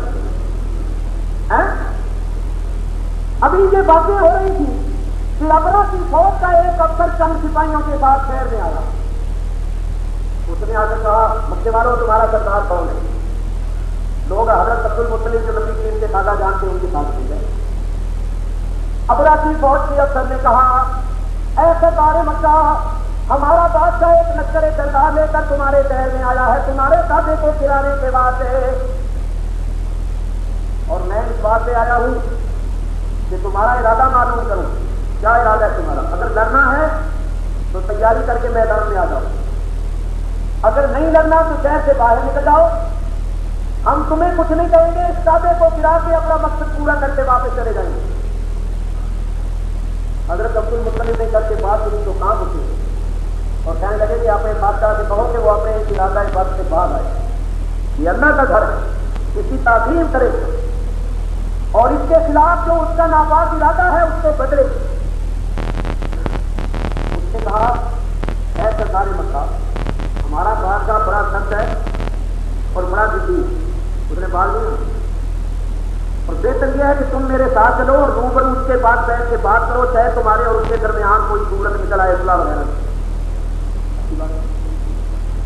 حضرت عبد المطلب نے اپنے بڑے بیٹے حارث کو ساتھ لیا اور اس فوجی افسر کے ساتھ چل پڑے. یہاں ایک بات میں بھول گیا, وہ یہ بات تھی کہ جب وہ ابرا کی فوج کا افسر آیا اور لوگ اس کو عبد المطلب کے پاس گئے اور جو ہی اس نے حضرت عبد المطلب کا چہرہ دیکھا, چہرہ دیکھتے ہی سجدے میں گر گیا. سجدے میں ایسی اس پر ہیبت اور ایسا جلال غالب ہوا, قاری ہوا کہ وہ گر گیا. یہ نور محمد کی حیبت, یہ نور مصطفیٰ کا جلال تھا. اسی واسطے وہ متاثر ہوا, اس نے کہا کہ آپ چلو اور جا کر بات کرو, شاید کوئی صورت نکل. حضرت عبد المطلب صاحب ہے, وہ فوجی افسر اندر گیا اور اس نے جا کر بادشاہ کے سامنے بڑی تعریف کی کہ مکے کا سردار ہے, روشن چہرے والا, کشادہ پیشانی والا ہے, بڑا قوی ہے, بڑا مہمان نواز ہے, بڑا پرہیزگار شریف النفس آدمی, اس کو میں لایا ہوں, آپ برائے راست اس سے گفتگو کریں. ابرا نے کہا ٹھیک ہے. وہ ذرا ٹین ہو گیا, اشاروں سے بیٹھ گیا کیونکہ وہ سمجھتا تھا کہ میں باہر جاؤں تو میرا اس پر دو پڑ جائے. اس وقت وہ ذرا اچھی طرح بند سمجھ کے بیٹھ گیا. اس نے حکم دیا کہ سردار مکہ کو اندر بھیجا جائے. حضرت عبد المطلب اندر گئے. جو ہی ابرا کی نظر پڑی تو وہ آپ کے حسن و جمال اور نور محمدی کی تعریفوں کو دیکھ کر ہیبت میں آ گیا. اٹھ کر کھڑا ہو گیا, آگے بڑھ کر تعظیم کی اور اپنے تخت کے اوپر لے گیا اور اپنے ساتھ بٹھایا اور کہنے لگا کہ اے سردار مکہ, میں نے تیری بڑی تعریف سنی ہے, مگر مجھے افسوس کہ میں تمہارے شہر میں کوئی اچھا ارادہ لے کر نہیں آیا. تمہارا یہ کعبہ جو ہے اس کو گرانے آیا ہوں, اور اس معاملے میں اگر تم کوئی مجھ سے بات کرنا چاہتے ہو تو کر لو, لیکن اے سردار مکہ کے پہلے ہی سن لو کہ اب میرے ارادے کو کوئی نہیں بدل سکتا. میں قسم کھا چکا ہوں, تہیہ کر چکا ہوں کہ جب تک اس دعوے کی صحیح نہیں بجاؤں گا ٹینشن نہیں لیتی. لیکن پھر بھی اگر تم کچھ کہنا چاہتے ہو تو کہہ لو. حضرت عبد المطلب نے کہا, میں صرف یہ کہنا چاہتا ہوں کہ تیرے سپاہی میرے دوستوں اونٹ ہانک کر لے آئے, وہ مجھے واپس دے. وہ بڑا متعجب ہو کر کہنے لگا کہ میں تو کعبے کے بارے میں بات کر رہا ہوں کہ اس کو گرانے آیا ہوں, اور کعبے کے بارے میں تم کوئی بات نہیں کر رہے, اس کو بھی بات کر رہے ہو.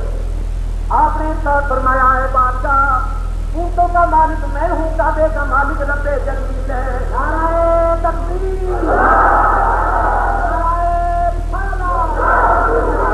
مجھے اپنے اونٹوں کا خیال ہے, اس کو اپنے گھر کا خیال ہے. بہتر تو یہ ہے کہ تو اپنے علاقے کو بدل دے کیونکہ یہ اللہ کا گھر ہے, اور اگر تو نہیں بدلتا تو پھر تو جانا کعبے کا مالک جانے. میرے اونٹ میرے والے کا کہا فوج کے افسروں کو کہ اس کے اونٹ واپس کر دو, اور اونٹ واپس کرنے سے پہلے ذرا اس کو میرے وہ ہاتھی دکھاؤ, جنگی ہاتھی. اچھی بات. تو ایک فوج کا افسر حضرت عبد المطلب کو ساتھ لے کر چلا. 12 हाथी थे, उनमें सबसे बड़ा जंगी हाथी जो था उसका नाम उन्होंने महमूद रखा हुआ था। महमूद कहेंगे चलो सबसे पहले बड़ा हाथी तुम्हें दिखा। हजरत अब्दुल मुत्तलिब को साथ लेकर फौज का अफसर उस हाथी के पास चले। जिस वक्त करीब गए और हाथी ने नजर उठाकर हजरत अब्दुल मुत्तलिब को देखा तो इमाम का सलानी मवाहिबुल्लदुनिया शरीफ के अंदर हदीस नकल करती हैं, फलम्मा नजर अल-फील इला वजह अब्दुल मुत्तलिब, जब हाथी ने नजर की अब्दुल मुत्तलिब के चेहरे पर, खर्रा साजिदा, तो सजदे में गिरी, उसने अपना माथा जमीन के साथ लगा दिया। वक़ाला अस्सलामु अला नूर अल्लज़ी फी ज़हरिका या अब्दुल मुत्तलिब, कहने लगा है अब्दुल मुत्तलिब मेरा सलाम हो उस नूर पर जो नूर तेरी पुष्ट में जलवादार है।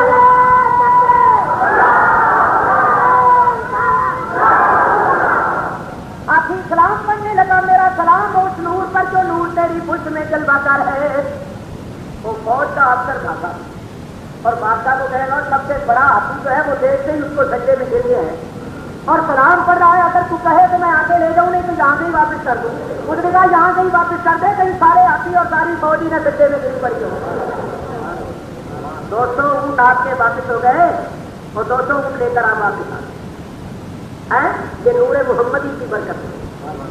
मक्के वाले मुस्तफी थे कि सरदार मक्का पता नहीं क्या फैसला करके आते हैं। जिस वक्त वो आए लोगों ने कहा चौधरी क्या फैसला हुआ।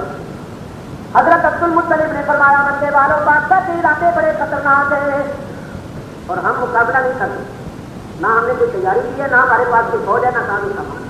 वो बाकायदा तैयारी करके आए तो बेहतर किया कि शहर खाली कर दो और पहाड़ों में चले जाओ और बैतुल्लाह को अल्लाह के सुपुर्द कर दो। जब ये कानून यहाँ से चला जाएगा फिर अपने घरों में आकर आबाद हो जाएंगे। सरदार मक्का का हुक्म था, लोगों ने अपने सामान बांधने शुरू किए। कीमती साजो सामान साथ ले लिया, खाने पीने की चीजें साथ ली, पता नहीं कितने दिन लगे। शहर से निकल कर लोग पहाड़ियों में जाकर रहे। 4-4, 6-6, 8-8 मील के फासले पर जो पहाड़ियां थी उन पहाड़ियों के अंदर चले गए। सारा शहर बन गया। हजरत अब्दुल मुत्तलिब चंद को ऐसी सरदारों को साथ लेकर खाने का भेजे और दो ही काबा शरीफ से पहुंचे। गिलाफे काबा को पकड़ा तो बस खाई मार मार के हो तारों कतार ऊंची ऊंची रो रहे थे और रो के कह रहे थे मौला हर घर वाला अपने घर की हिफाजत किया करता है, तू भी अपने घर की हिफाजत करवा। मौला ये जालिम बादशाह तेरे इस मुकद्दस घर को गिराने का नापाक इरादा लेकर आया है। हम कमजोर हैं, इसका मुकाबला नहीं कर सकते, मगर तू हर चीज पर काबिल है। इसको ऐसी आज सजा दे कि आइंदा तेरे इस घर की तरफ कोई बुरी नजर भी करके न देख सके। मौला ये शरीफ के पुजारी आज जहां चढ़ रहे हैं और हम तेरे घर के पड़ोसी में, हमें इनके सामने दलील न कर, शर्मसार न कर, आज इनको दलील कर और अपने घर के पड़ोसियों को इज्जत दे। रो रहे थे और रो रो कर दुआएं कर रहे, रोते रोते हजरत बड़ी गांव से बैतुल्लाह को देखते हुए पीछे हटे और कह रहे थे ऐ काबा मैं तुझे अल्लाह की हिफाजत में देता, ऐ काबा तुझे अल्लाह के सपोर्ट करता।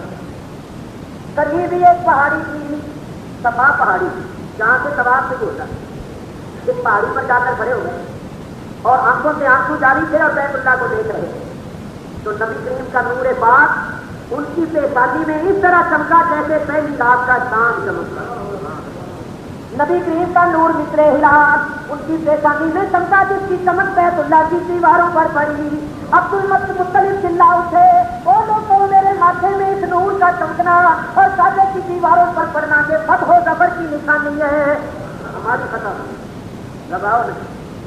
हजरत अब्दुल मुत्तलिब वहां से चले, पहाड़ियों पर चले गए जहां दूसरे लोग थे। ऊंची ऊंची पहाड़ियों पर चढ़ के देख रहे थे कि देखो अब क्या होगा। अबरा ने हुक्म दिया लश्कर को कि आगे हाथियों को लगाओ और पीछे सारा लश्कर पड़ो, आगे पेश कदमी करो। हो सकता है कि इन लोगों ने हमारे साथ कोई चाल की हो, अचानक पीछे से किसी तरफ से हमला कर दे, बारसूरत तैयारी करके जाओ, आ गए तो ना आए तो। जिस वक्त बादशाह के सिपाहियों ने हाथियों को उठाया, वो हाथी जितने अब्दुल मुत्तलिब की पेशानी ने नूरे मोहम्मदी के जलवे देखे थे और सलाम पढ़ा था, वो तो कदम न उठाए, वो आगे ना बढ़े, दूसरे आगे करो। उन्होंने बड़ा मारा, वो कहे मेरी खाल भेज दो, बोटी बोटी कर दो, मैं नहीं आगे बढ़ूंगा। जब वो इस व्यक्ति के लिए आगे न बढ़ा, तैयार न हुआ, तो बादशाह ने कहा चलो छोड़ो इसको, 11 हाथी हैं, इतना बड़ा लश्कर है कि एक नहीं जाता तो क्या फर्क पड़ता है। उन्होंने उस पर छोड़ दिया, वो पिछले बाउंड पिछली तरफ भागा और चीखे मारता हुआ भागा, फिर उसका पता ही नहीं चला किधर गया। ख्याल तो करो जरा, बैतुल्लाह को गिराने का मतलब था तो वो इस बेअदबी के लिए आगे कैसे बढ़ता, वो तो नूरे मुस्तफा के जलवे दे चुका था। वो तो सलाम करने वाला था, उसकी नजर तो नूर पर पड़ी थी, नूर पर। उसको तो अब्दुल मुत्तलिब की पेशानी में नूर नजर आया था, उसने उस नूर पर सलाम पढ़ा था। मालूम हुआ वो पक्का सुन्नी था। हाँ, सुन्नी तो सलाम पढ़ते हैं, दूसरे वगैरह गिरते हैं, और सुन्नी तो नूर मानते हैं, दूसरे को अपनी जगह लगती है। तो वो हाथी सुन्नी था, तो वो सुन्नी होकर बैतुल्लाह की बेअदबी के लिए कैसे तैयार हो सकता था, कैसे रजाराती हो सकता था, कैसे कदम आगे बढ़ा सकता था। ये सुन्नी बेअदबी नहीं किया करते, दूसरे किया करते। तो दूसरे आगे बढ़ गया, सुन्नी ने कहा बेअदबी मैं तो नहीं है, मार दो जानो, चांद से मार दो, मगर मैं ये बेअदबी नहीं करूंगा क्योंकि सुन्नी हूँ। नूरे मोहम्मदी के जल्दी दे, नूरे मोहम्मदी के जल्दी वो भागा अपना बाकी लश्कर लेकर आगे बढ़ा। जब आगे बढ़ा, बड़े फख्र के साथ, गुरूर के साथ आगे बढ़ा कि आज मैं अपनी मुराद को पूरा करूंगा, बदला लूंगा मक्के वालों। तो जनाब वाला इधर के सालिम अपने लश्कर को लेकर बढ़ा, उधर खुदा ने भी अपना लश्कर दे लश्कर आ गया। समुद्र की तरफ से परिंदों के झुंड और लश्कर के लश्कर आ गए, छोटे छोटे परिंदे, चिन्हों के बाद जिनको पुराने पाक में आबादी कहा गया। हर एक के पास 3-3 कैंकरियां, 2 कैंकरियां दोनों पंजों में और 1 कैंकरी चोट में आ गए। अपरा के लश्कर पर इस तरह छा गए जैसे साहिबान लगा दिया जाए। बस फिर उन्होंने रब के हुक्म से कैंकरियां बरसानी शुरू की। वो कैंकरियां क्या थी, वो तो ऐसे दम के सर्रे साबित हुए। जब उन्होंने कैंकरियों का नहीं बरसाया तो अबरा के लश्कर के सिपाहियों पर वो कैंकरियां गिरने लगी। इस बेईमान के कैंकरी लगती, उसके तन बदन में आग लगी, आग लग उठी। और जनाब ऐसी भगदड़ मची, हाथी जो थे वो ऐसे घबरा कर आगे दौड़े कि अपने सिपाहियों को कुचल रहे, मान रहे। मेरे दोस्तों बुजुर्गों, काबे तक पहुंचना क्या, काबे को गिराना क्या, वो काबे के करीब तक भी ना पहुंच सके। और खुदाई लश्कर ने अबरा के लश्कर को तहस नहस कर दिया, एक भी जिंदा बच के ना जा सका, एक भी जिंदा बची नहीं। अल्लाह ताला इरशाद फरमाता है, अलम तरा कैफ़ फ़अल रब्बुका बिअस्हाबिल फ़ील। ऐ मेरे हबीब, क्या तुमने नहीं देखा कि तेरे रब ने उन हाथी वालों का क्या हाल किया? अलम तरा, क्या तूने नहीं देखा? ये इस्तिफा में इंकारी है, जिसका मतलब यह है कि तूने देखा। अरे सरकार की तो उस वक्त विलादत भी नहीं हुई थी और अल्लाह फरमाता है महबूब तूने देखा। मालूम हुआ कि अब्दुल मुत्तलिब तो इन आंखों से देख रहे थे, कमली वाले का नूर उनकी पेशानी में नूरे नबुव्वत से देख रहा है।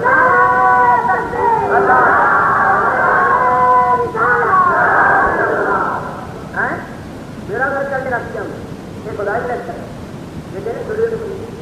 जब परिंदे फिर भी बड़े होते हैं और नमरूद ने खुदाई का दावा किया तो जानते हो रब ने किन का अदा भेजा? मच्छरों का।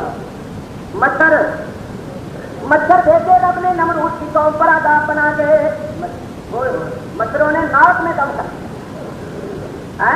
है वैसे के बहादुर जानवर है। एक होता है खटमल, खटमल पूछते जानवर, खटमल हमला करता है अंधेरे में, बत्ती बुझाओ तो फिर निकलता है चोरी चोरी है, और तू ही बत्ती जलाओ तो भागता है। लेकिन मच्छर ऐसा बहादुर जानवर है, पहले कान के पास आकर बाहर नहीं देता है, बाहर हो जाएगा, कितों में आदमी चलिया नहीं है। पहले कान के करीब आकर ललकारता है, बाहर देना जाना बताया नहीं, अब कुछ कर सकता है तो कर ले, आ गया हूँ है। इसी वास्ते खुदा ने इसको भेजा, खुदा का जमाई है। नमरूद जो खुदा का दुश्मन था, खुदाई का दावा किए हुए था, जालिम उसको और उसकी कौम के वास्ते अपने मच्छरों को भेजा। मच्छरों एक मच्छर नमरूद के दिमाग में घुस गया, सिपाही ने मोर्चा बना दिया नमरूद के दिमाग को, उसने अंदर खलबली को बचाई। तो अब वो नमरूद कौन निकल,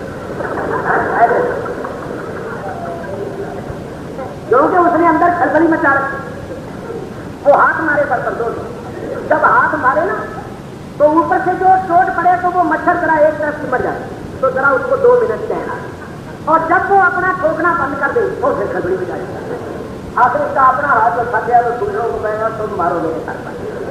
ویسے لوگوں نے ہاتھ اور مکے مارے، جب ان کے بھی ہاتھ لگے تو انہوں نے جوتے اتار دیے، جو لگے جوتے مارنے، جب تک اس کے سر پر جوتے پڑتے رہے ذرا اس کو چین لیتا، اور جو جوتے محبوب ہوتے پھر وہ کاٹتا۔ اس ظالم نے خدائی کا دعویٰ کیا، رب نے لاکھوں جوتے اس کے سر پر پڑوائے، لاکھوں جوتے پڑے، مار مار کے جوتے انہوں نے اس کے دماغ کو پونا کر دیا، اور آخر اسی مچھر نے ہی اس کو مارا اور اسی صدمے میں گر پڑا۔ رب نے دکھانا یہ تھا کہ دیکھو ظالم خدائی کا دعویٰ کر رہا ہے اور میری حقیر سی مخلوق مچھر کا بھی مقابلہ ہے۔ رب تو وہ ہے جو ہر چیز پر قادر ہو، جو پرندے بھیج کے 60,000 کے لشکر کو تباہ کر دے اور مچھر بھیج کے نمرود جیسے ظالم بادشاہ کا خاتمہ کر دے۔ تو رب نے دکھانا یہ نظر اس کو دیکھو یہ خدائی کا دعویٰ کر رہا ہے اور مچھر کا مقابلہ۔ بات بتاؤ یہ چھوٹے چھوٹے جانور بھی انسان کے غرور کو توڑ دیتے، آپ نے دیکھا ہوگا بات بتاؤ مکھی انسان کے بیٹھتے وہ پھر بیٹھے چار چھ مرتبہ جو کرتا ہے وہ پھر بیٹھتی رہتی وہ پھر بیٹھ جاتی، کد میں آ جاتی، کبھی ہوتا ہے ایسا؟ آپ بتائیے اگر کوئی چودھری صاحب ہو، کوئی بڑے صاحب ہو تو مکھی نہ ہٹے اور چودھری صاحب کا ہاتھ ہٹ جائے تو جناب والا چودھری صاحب کے ہماری لاٹیاں پکڑنے آ جائیں، ایسی تحریر مکھی ہٹتی ہی نہیں ہے تو بولو کیا کریں گے لاٹیاں کو؟ اگر غصے میں آگے کوئی لاٹھی مارے تو مکھی اڑ جائے گی، چودھری صاحب کا منہ جناب کو ڈال ٹوٹ جائے گا۔ تو مکھی کا بھی مقابلہ بار مرتبہ کہ جناب والا مچھر اور مکھیاں انسان کے غرور کو توڑ دیتی ہیں، انسان کے غرور کو حضور علیہ السلام کے جسم پر مکھی بیٹھتی ہی نہیں، کیونکہ مکھی تو غرور کو توڑتی ہے اور حضور نے غرور اٹھا دیا۔ اور ایک بات یہ بھی ہے کہ مکھی گندگی اور نجاست پر بیٹھتی ہے، اللہ کو گوارا نہیں ہوا کہ نجاست پر بیٹھنے والی مکھی میرے محبوب کے جسم پر بیٹھے۔ حضور کے دماغ اور جسم پر کبھی مکھی نہیں بیٹھتی تھی تو بڑی دور دلچسپی ہے بات اگلے کر رہا تھا۔ حضرت عبد المطلب کی پیشانی میں نور محمد ہی ہے، اس کی برکت سے اللہ نے کعبے کی حفاظت فرمائی اور ابرا کے لشکر کو تحت محض کر دیا۔ مکے والے واپس آ کر انہوں نے تو ابرا کا لشکر تو سارا ختم ہو گیا تھا مگر راشن تو موجود تھا، ساز و سامان سارا موجود تھا، مکے والے نے سارا استعمال کیا، اتنا مارے غنیمت ملا کہ ان کے گھر گھر میں جگہ نہیں ملتی تھی رکھنے کو۔ رب نے دیکھا نا اپنے گھر کے پڑوسیوں کو تو مالا مال کر دیا اور اپنے دشمنوں کو تحت محل کر دیا۔ اب جہاں ایک بات کرتا ہوں یہاں جب اپنا حملہ ہوا تو رب نے اپنا ویلی لشکر بھیجا اور اس کے بعد کئی مرتبہ ایسا ہوا کہ خانے کعبے کے پاس مسلمانوں کی لڑائیاں ہوئی۔ محرم کے مہینے میں آپ نے سنا کہ جدید کے زمانے میں بیت اللہ شریف پر تنگ باری ہوئی اور بیت اللہ شریف کو آگ لگی، سارا خلاف کر دیا، چھت چل گئی، سنائے کہ نہیں؟ سری سے بڑھ کر دیکھ لو، یزیدی فوج نے حملہ کیا تھا جبکہ حضرت عبداللہ بن زبیر مکے میں مقابلے میں کٹے ہوئے تھے۔ یزیدی فوج کی تنگ باری سے بیت اللہ کو آگ لگی، خلاف کر دیا، چھت بھی چل گئی۔ اس وقت چوری آبادی لائی یہ مسئلہ توجہ سے سنو، جس وقت ابرا حملہ آور ہوا تھا اس وقت ہمارے نبی کی ولادت نہیں ہوئی تھی، یاد رکھو، لفظ یاد رکھنا نہیں، ولادت کہہ رہا ہوں، ایک ہے نبی کریم کی خلقت، ایک ہے ولادت اور ایک ہے خلقت۔ خلقت ہوئی ساری کائنات سے پہلے، ولادت ہوئی جب حضرت آمینہ کی گود میں آئے، خلقت ہوئی جب 40 برس کی عمر کو پہنچا۔ یہ تین مقام ہے، یاد رکھنا۔ ابرا کب حملہ آور ہوا تھا جبکہ ہمارے نبی کی ولادت نہیں ہوئی، حضور کے امتی ابھی پیدا نہیں ہوئے تھے، نہیں یوں کہو کہ کعبے کے محافظ اور پاسبان ابھی پیدا نہیں ہوئے تھے، تو اللہ نے اپنے سپاہی اور اپنا لشکر بھیج کر کعبے کی حفاظت کر دی۔ اور جب مسلمان پیدا ہوئے، کعبے کے محافظ اور پاسبان پیدا ہوئے، تو اللہ نے فرمایا مسلمانوں میرے دین اور میرے کعبے کی حفاظت تم نے کرنی ہے۔ سنو، کیا اللہ حفاظت نہیں کر سکتا؟ کر سکتا ہے، مگر اللہ تعالیٰ حضور کی امت پر بڑا مہربان ہے، کریم ہے، وہ چاہتا ہے کہ میرے دین اور میرے گھر کی حفاظت کا تیرا غلام آنے مصطفیٰ کی نشانیوں پر بنے. اللہ ہر چیز پر قادر ہے، وہ کر سکتا ہے، مگر وہ ہمیں یہ عزت دینا چاہتا ہے کہ میرے معبود کے غلاموں تم میرے دین کے پاسبان بن جاؤ، تم میرے گھر کے محافظ بن جاؤ، تاکہ دنیا میں تمہارا نام روشن ہو اور تم میری طرف سے رحمتوں برکتوں کے مستحق بن جاؤ. مثال پیش کرتا ہوں. مثال کسی محلے میں ایک بوڑھا آدمی رہتا ہو جس کے 8-10 لڑکے ہٹے گھٹے نوجوان تھے. بوڑھا رہتا دوسرے محلے کے کچھ مخالف دشمن آ جائیں اور بڈھے پر حملہ آور ہو جائے تو بڈھے کے بیٹے ہٹے گھٹے جوان دیکھتے رہے. باپ اس کے باپ کی بے عزتی ہو رہی ہے، دشمن جو ہیں وہ بری طرح اس کو مار رہے ہیں اور جوان بیٹے اگر دیکھتے رہے اور کوئی تیسرے آدمی آ کر اس بڈھے کو دشمنوں سے بچائیں، تیسرے لوگ آ کر بچائیں، بیٹے نہ بچائیں تو بولو بیٹوں کی بدنامی ہوگی یا نہیں؟ لوگ کہیں گے بڑے بے غیرت بے حیا ہوتے ہیں کہ ان کی گاؤں کے سامنے ان کے باپ کی بے عزتی اور اسی کے سر سے مت نہیں ہوئے، ان کے باپ کی عزت کو آ کر غیروں نے بتایا تو ان لڑکوں کی بدنامی ہوگی، بے عزتی ہوگی، رسوائی ہوگی، ذلیل ہو جائے. اور فرزندان اسلام لاکھوں کروڑوں کی تعداد میں دنیا میں موجود ہو اور اللہ کے گھر پر غیروں کا قبضہ ہو جائے تو ان کی رسوائی ہے یا نہیں؟ ان کی بے عزتی ہے یا نہیں؟ اگر اللہ غیبی لشکر بھیج کر اپنے گھر کو بچائے تو پھر دنیا کیا کہے گی کہ کروڑوں فرزندان اسلام کو بچانے کی قوت و طاقت نہیں رکھتے تھے، رب نے غیبی لشکر سے بچایا. تو بولو مسلمانوں کی توفیق ہوگی یا نہیں؟ اللہ تعالیٰ سب کچھ کر سکتا ہے، مگر وہ چاہتا یہ ہے کہ اے اسلام کے فرزندوں میرے گھر اور میرے دین کی حفاظت کا تیرا تمہاری پیشانیوں پر بندے تاکہ تم روشن نام ہو جاؤ، تمہارا نام روشن ہو جائے، آنے والی نسلیں تمہیں گرا دے کر دین پیش کریں. لیکن افسوس ہمارا اب حال یہ ہو گیا ہے کہ ہم نے تلوار اور بندوق کو ہاتھوں میں رکھ دیا اور اب ہاتھوں میں ریڈیو لے لی، باجے اور فرنگیاں لے لی، سامان زینت اور سامان آرائش لے لیا. ہمارے وہ ہاتھ جو بڑے سخت ہوتے تھے، تلوار چلانے والے ہاتھ، بندوق سامنے والے ہاتھ، اب ان ہاتھوں کے ناکنوں پر کاغذ لگ گئے ہیں. لوگ بولو او نوجوان تو اللہ کے دین کا محافظ ہے، تو اللہ کے گھر کا پاسبان ہے، تجھے کیا ہو گیا کہ تو ٹیڈی بنتا چلا جا رہا ہے؟ تو مجاہد بن، ٹیڈی نہ بن بلکہ مجاہد. بعض نوجوانوں نے ناخنوں پر پالے گرانی ہے، چھوٹی انگلی لگی میرے دوست کو بزرگوں گھنٹہ گھنٹہ شیشے کے آگے کھڑے بال سنوارنے میں لگا دیں.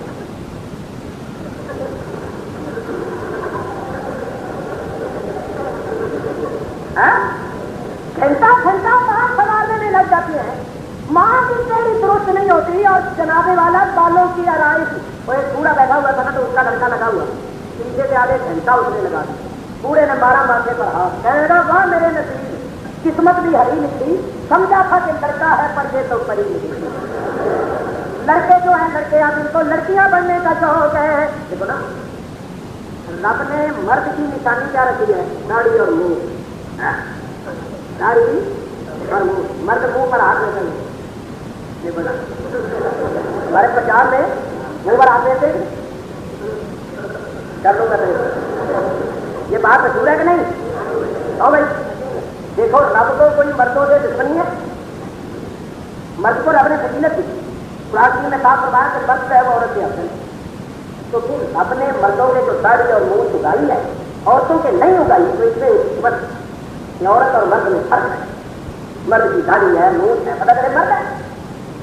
ورنہ اگر رب چاہتا تو داڑھی نہ اگاتا نہ منہ اگاتا بھی داڑھی پورا ہو جاتا. اب جناب والا رب نے تجھے امتیاز رکھا تھا، یہ منہ بھی رگڑ کے بڑھا دیتے ہیں، داڑھی بھی رگڑ کے بڑھا دیتے ہیں. یہ معاملہ برابر ہی سوچ ہے اور سوال معاملہ انہوں نے اونچی نہیں اپنی جیسا اتر ہی نہیں. اور رب نے تجھے امتیاز رکھا تھا مرد اور عورت کے درمیان کہ مرد کی داڑھی اور مونچھ کے بتائے کہ یہ فرق ہے. سناتے وہ ایک دفتر میں 2 آدمی کام کرتے ہیں، دونوں کوارٹر کی ایک جگہ پہ محکمہ کی ایک دفتر کی ایک کے بعد میں ایک بابو کی تھی اور ایک مولوی تھا. ان کی داڑھی کی مونچھ تھی اور بابو کی داڑھی کی کام مونچھ تھا. جب دفتر سے گھر آتے اپنے بچوں کو اٹھاتے، مولوی صاحب بھی بچے کو اٹھاتے، بابو جی बाबू जी का बच्चा तो बिल्कुल चुप हो जाता है और मौलवी साहब करता है। एक दिन बाबू जी ने कहा मौलवी साहब मैं अपने बच्चे को उठाता हूँ, मेरा बच्चा फौरन चुप हो जाता है और आपका बच्चा रोता रहता है, क्या होगा?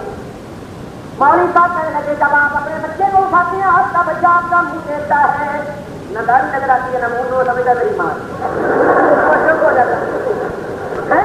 जो मैं बच्चे को माँ मिल जाती है, अगर माँ मिल जाए तो बच्चा चुप, और इधर जब मैं उसको खाता हूँ तो आया मुंह और दाढ़ी जो नजर आती है ये क्या बना है। तो भाई बात ये है, और मेरे बुजुर्गों और दोस्तों मेरा कहना ये था कि नौजवानों को चाहिए वो मर्द बने, अपने अंदर मर्दाना जौहर पैदा करें। अल्लाह अकबर।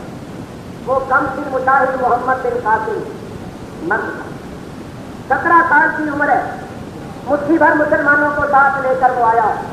किसी सिंध की सरजमीन पर उसने कदम रखा था जहां 300 राजे महाराजे हुकूमत करते थे, और ये 300 राजे महाराजे मोहम्मद बिन कासिम के मुकाबले के बाद से प्लेटफार्म पर जमा हो गए। वो कम सिन मुजाहिद 17 साल का मुजाहिद जो मुट्ठी भर मुसलमानों को साथ लेकर आया था, वो आगे बढ़ा, पता उसके कदम टूटती नहीं, वो कुफर के झंडों को सर निकूं करता हुआ इस्लाम के झंडों को गाड़ता हुआ आगे बढ़ता गया।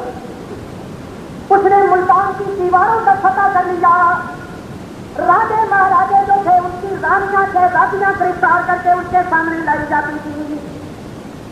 वो हसीन तो निगाहें जवान लड़कियां शहजादियां जब उसके सामने आती थी तो वो मुजाहिद अपनी निगाहों को झुका लेता था, नजर उठा के नहीं देखता था।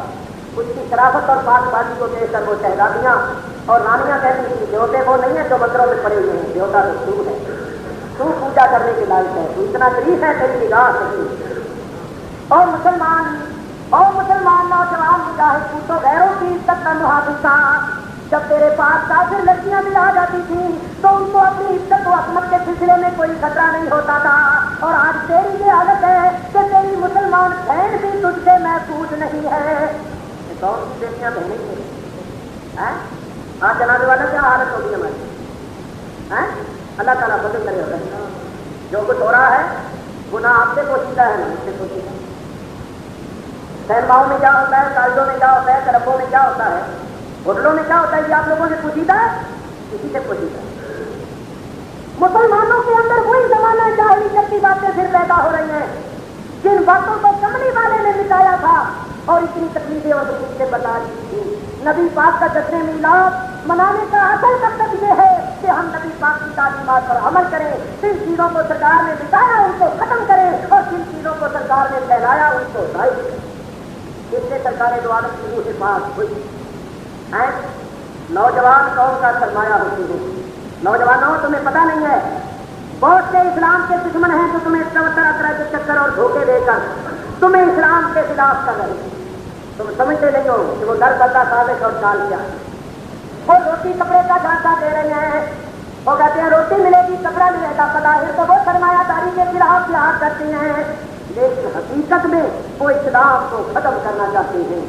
दुश्मनों की साजिश है, यहूदियत की साजिश है और नसरानियत की साजिश है कि मुसलमानों से उनका ईमान छीन लो। जो कि 65 में भारत के साथ जंग हुई तो मुट्ठी भर मुजाहिदों ने इतनी बड़ी ताकत के साथ खतरे किए तो सारी दुनिया के गुफ्फार और बड़ी बड़ी ताकतें समझ गई कि पाकिस्तान में अभी ईमान है, तभी तो इनकी गायबाना मदद हुई है।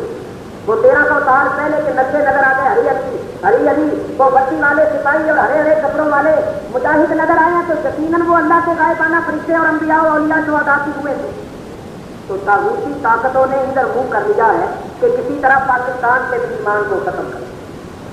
वो मुख्तलिफ शक्लों में नमूदार हो रहे हैं, कहीं सोशलिज्म की शक्ल में, कहीं कम्युनिज्म की शक्ल में, कहीं किसी शक्ल में। मुजाहिद बनो और दुनिया पर ये साबित कर दो कि हम मुस्तफा के गुलाम हैं। हमें अगर कोई निजाम पसंद है तो वो वही निजाम पसंद है जो मुस्तफा निजाम लेकर आए थे।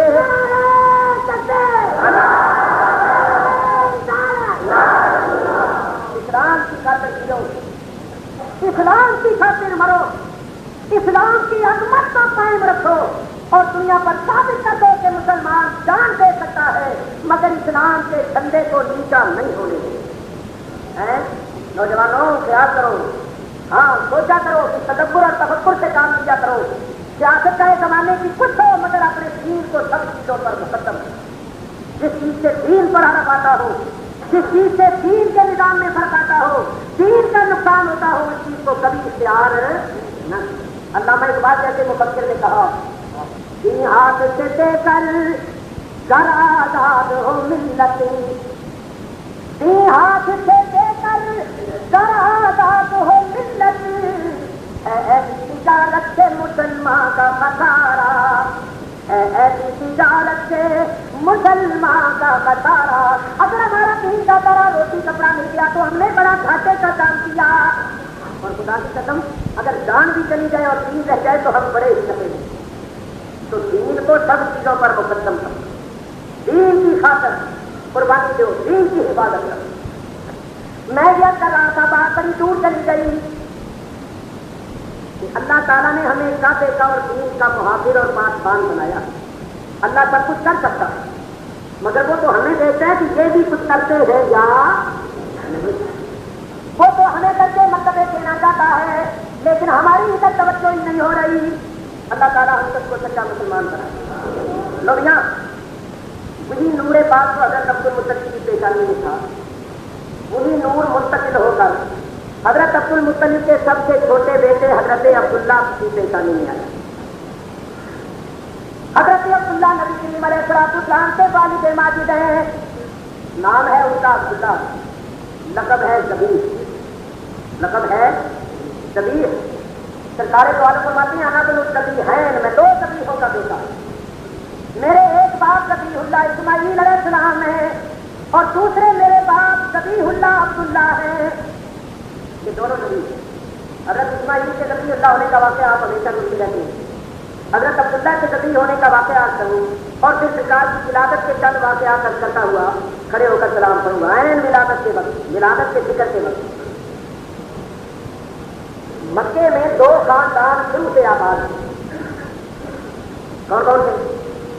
ایک بنی اسماعیل، اسماعیل علیہ السلام کی اولاد، اور دوسرا خاندان تھا بنی جرہم۔ یہ وہ قبیلہ ہے جب کہ حضرت آدھا کو ابراہیم علیہ السلام توڑ کر آئے تھے، جنگل میں کیا باندھنے ہوئے کافر آیا تھا جنہوں نے رہنے کی اجازت دی۔ یہ دو خاندان آباد تھے۔ آگے چل کر ان دونوں میں اقتدار کی لڑائی شروع ہو گئی۔ یہ اقتدار گروپ ہے، قبیلہ جرہم کے لوگ کہتے تھے ہم پر کرے اقتدار رہے، اور بنی اسماعیل چاہتے تھے ہم پر کرے اقتدار رہے، تو لڑائیاں بھی ہوتی، اور کبھی وہ قبیلہ غالب آ جاتا، کبھی وہ آ جاتا۔ یہ کشمکش چلی آ گئی۔ ایک وقت ایسا آیا کہ قبیلہ جرہم کے لوگوں کو غلبہ ہو گیا، تو انہوں نے حسد اور تعصب اور ضد کی وجہ سے زمزم شریف کا کنواں جو تھا اس کو بند کر دیا۔ پتھر پھینک پھینک کے انہوں نے کنویں کو بند کر دیا، چشمہ زمزم بند کر دیا۔ حضرت عبد المطلب کا زمانہ آیا تو بنی اسماعیل کو پھر غلبہ آ گیا۔ حضرت عبد المطلب مکے کے سردار تھے، ان کو غلبہ دیا، تو ان کو خواب میں اشارہ اور حکم ہوا کہ چشمہ زمزم کو پھر جاری کرو اور پتھر پتھر جو دشمنوں نے گرائے ہیں نکالو۔ اس وقت حضرت عبد المطلب کے صرف ایک بیٹا تھا حارث، اور کوئی بیٹا نہیں۔ انہوں نے کنویں سے پتھر نکالنے شروع کیے، کام کا زیادہ اور کرنے والے تھے صرف دونوں، اور لوگوں نے اپنی خدمات پیش کی، مگر حضرت عبد المطلب نے کہا کہ یہ چونکہ مجھے ہی حکم ہوا ہے لہٰذا میں اور میرا بیٹا ہی کریں گے، ہم کسی تیسرے کی مدد حاصل نہیں کریں گے۔ مگر پھر بھی کام بڑا سکتا ہے، گہرے کنویں سے اتنے اتنے بڑے پتھر نکالنے۔ حضرت عبد المطلب نے پتھر نکالتے ہوئے یہ منت مانی کہ اے اللہ اگر میرے 10 بیٹے میری نگاہوں کے سامنے جوان ہو جائیں تو ایک بیٹا تیرے نام پر قربان کر۔ منت مانی، وقت گزرتا گیا، انہوں نے 5 عورتوں سے شادیاں کی، تو ان کی نگاہوں کے سامنے 10 بیٹے جوان ہو گئے۔ لیکن وقت گزرتا گیا، انہوں نے 5 عورتوں سے شادیاں کی، تو ان کی نگاہوں کے سامنے 10 بیٹے جوان ہو گئے۔ لیکن کیونکہ تفصیل زمانہ گزر چکا تھا تو وہ اپنی مانگنے کی منت کو بھول چکے۔ ان کو پھر بعد میں حکم ہوا کہ اے عبد المطلب کو جو تم نے منت مانی تھی اس کو پورا کرو اور اپنے بیٹے کی قربانی کرو۔ جب بیدار ہوئے تو بڑی غمگین تھے کہ جان سب کو زیادہ پیاری ہوتی ہے، اگر بچوں میں سے کوئی جان دینے کے لیے تیار نہ ہوا تو میں اپنی منت کیسے پوری کروں؟ بڑے غمگین تھے۔ بچوں نے کہا ابا غم کی وجہ کیا ہے؟ کہنے لگے بچوں میں غمگین ہوں اور میرا غم چکا سکتے ہو؟ بچوں نے کہا کہ ابا تم بتاؤ ہم جان بھی دینی پڑے گی تو دے دیں۔ حضرت عبد المطلب نے سارا ماجرا سنایا تو 10 نے اپنی جانوں کو پیش کر دیا۔ وہ کہیں گے ابا ہم 10 سے 10 ہی آتے ہیں، کس کو چاہو پکڑ کے ذبح کر، کوئی انکار نہیں کرتا۔ حضرت عبد المطلب بیٹوں کی پیشکش پر بڑے خوش ہوئے اور فرمایا کہ میں اس طرح نہیں کرتا، میں تمہارے درمیان پورا ڈالتا ہوں اور اللہ سے دعا کرتا ہوں کہ اس کو اللہ تعالیٰ سے دعا کرتا ہوں کہ جس کی قربانی اس کو منظور ہو اس کے نام پورا نکال۔ جو جناب پورا جو ڈالا گیا تو نام نکل آیا حضرت عبداللہ، نبی کریم کے جو والد بننے والے، ان کا نام نکلا۔ حضرت عبد المطلب تھوڑی وقت ہوتی یار کہ جب اللہ نے اس کی قربانی طرف کی ہے، باقی 9 بھائی جو تھے انہوں نے کہا ابا جان ہماری ایک بات مانو، عبداللہ کو چھپانا چاہتے اس لیے کہ ایک تو یہ ہم میں سب سے زیادہ خوبصورت، دوسری بات یہ ہے کہ جس طرح آپ کے بدن سے کستوری کی خوشبو آتی ہے اسی طرح اس کے بدن سے بھی آتی ہے اور کسی کے بدن سے نہیں آتی۔ تیسری بات یہ ہے کہ اس کا چہرہ رات کو سمجھتا ہے۔ چوتھی بات یہ ہے کہ یہ کمارا ہے اور ہم سب میں زیادہ شریف اور پرہیزگار ہیں۔ دوسرے کو دنیا کا دیکھا بھی کسی ہم نے تو بہت کچھ دیکھ لیا، ہم نے کسی کو ذبح کرو اس کو نہ یہ ہمارا چھوٹا بھائی ہے اور ہمیں یہ گوارا ہے۔ حضرت عبد المطلب کہنے لگے جب اللہ اس کی قربانی مانگتا ہے تو میں کسی اور میں نہیں مانگتا۔ حضرت عبداللہ اور حضرت ابو طالب کی ماں ایک تھی کیونکہ 5 چیزیں تھیں۔ حضرت عبداللہ اور حضرت ابو طالب حضرت علی کے وارث کے دونوں سگے بھائی، تو ان کی جو والدہ تھی ان کے بھائی یعنی حضرت عبداللہ کے ماموں نہال کو پتا چلا تو وہ بھی چول کر کہنے لگے عبد المطلب ہم تو اپنے بھانجے کو نہیں بولیں گے، تیرے اور بھی تو دوسرے بچے بھی شروع کریں۔ بڑے بڑے سرداروں کو پتا چلا عبد المطلب خدا سے بات کرو، اگر تم نے بچے کو قربان کر دیا تو یہ آگے ایک رسم چل سکے اور پھر دوسرے لوگ بھی بچوں کو بھی بچیا کریں گے۔ لو جی سارا شہر ایک طرف اور حضرت عبد المطلب بولی کٹ پکڑ کے آخر چند سمجھدار لوگوں نے یہ مشورہ دیا کہ خیبر میں ایک یہودیہ عورت رہتی ہے جو بڑی عالمہ فاضلہ راہبہ ہے، دنیا کو چھوڑ کر پہاڑوں میں رہتی ہے، عبادت کرتی ہے، آسمانی کتابوں اور صحیفوں کے پڑھنے اور جاننے والی ہے، اس کے پاس آدمی بھیجو اور اس سے اس مسئلے کا حل پوچھو۔ جو سمجھدار قسم کے آدمی سفر طے کرتے ہوئے اس کے پاس پہنچے، اس نے سارا ماجرا سن کر یہ حل پیش کیا۔ اس نے کہا یہ بتاؤ کہ تمہارے ملک میں تمہارے شہر میں سیت کیا ہے، یعنی خون بہا کیا ہے؟ ایک آدمی اگر ایک آدمی کو قتل کرتے تو قاتل کو مقتول کے ورثاء کو کیا کچھ دینا پڑتا ہے؟ تو انہوں نے بتایا 10 اینٹ۔ اس عورت نے کہا اس کا مطلب یہ ہوا کہ تمہارے علاقے میں ایک آدمی کی قدر و قیمت 10 اونٹ ہے، تو ایسا کرو ایک طرف 10 اونٹ اور ایک طرف عبداللہ کا نام چھوڑا کر، اگر نام عبداللہ کا نکلے تو 10 اونٹ اور بڑھا کے 20 اونٹوں اور عبداللہ کے درمیان چھوڑا کر، اگر پھر بھی نام عبداللہ کا نکلے تو اونٹ 30 کر دو، پھر بھی نام عبداللہ کا نکلے تو 40 کر دو۔ ہر مرتبہ ایک آدمی کی قدر و قیمت 10 اونٹ بڑھاتے جاؤ اور جب اونٹوں کے نام پورا نکلا ہے تو سمجھ لو کہ اللہ عبداللہ کے بدلے اتنے اونٹوں کی قربانی مانگتا ہے، وہ اونٹ ذبح کر دینا تو وہ عبداللہ کا بچہ بن جائیں گے، قربانی بھی ہو جائے گی، عبداللہ بھی بچ جائے گا۔ فیصلہ بڑا دل لگتا تھا اور مناسب اور معقول بھی تھا۔ یہ لوگ واپس آئے، انہوں نے آ کر بتایا تو پورا پڑھنے لگا، ایک طرف حضرت عبداللہ ایک طرف پورا ڈالا تو نام عبداللہ کا، اونٹ 20 دیے پھر بھی نام عبداللہ کا، 30 40 50 60 70 80 90 نام دے دیا، 100 اونٹ دیا تو نام اونٹوں کا نکلا۔ عبد المطلب کہنے لگے کہ میں 3 مرتبہ پورا ڈالوں، 3 مرتبہ پورا ڈالا، تینوں مرتبہ نام اونٹوں کا نکلا۔ سب لوگ کہنے لگے کہ ہے عبد المطلب اللہ عبداللہ کے بدلے 100 اونٹوں کی قربانی مانگتا ہے، 100 اونٹ ذبح کر دو کہ عبداللہ کا بچہ ہو جائے گے، قربانی بھی ہو جائے گی، عبداللہ بھی بن جائے گی۔ حضرت عبد المطلب نے 100 اونٹ ذبح کر دیے اور ان کے ذبح کر کے اسی طرح چھوڑ دیا کہ جس کا دل چاہے لے جائے کھا جائے۔ چنانچہ آج تک مکے میں قربانی ایسے ہی ہوتی ہے کہ وہاں قربان گاہ میں لوگ پوری پھیر کے آ جاتے ہیں، قدیم سے یہ سلسلہ چلا ہے۔ 100 اونٹ ذبح ہو گیا اور حضرت عبداللہ بچے قربانی بھی ہو گئی، حضرت اسماعیل بھی بچے تھے اور ان کے پیچھے میں جنت سے تنبا آیا تھا اور ان کے پیچھے میں 100 اونٹ ذبح ہوئے، سرکار مکے میں 2 ذبح ہو کر دیتا۔ تو حضرت عبداللہ کا لقب ہے ذبیح۔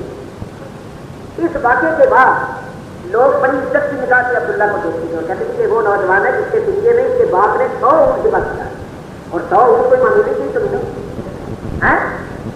اب چلیے آگے چلیں۔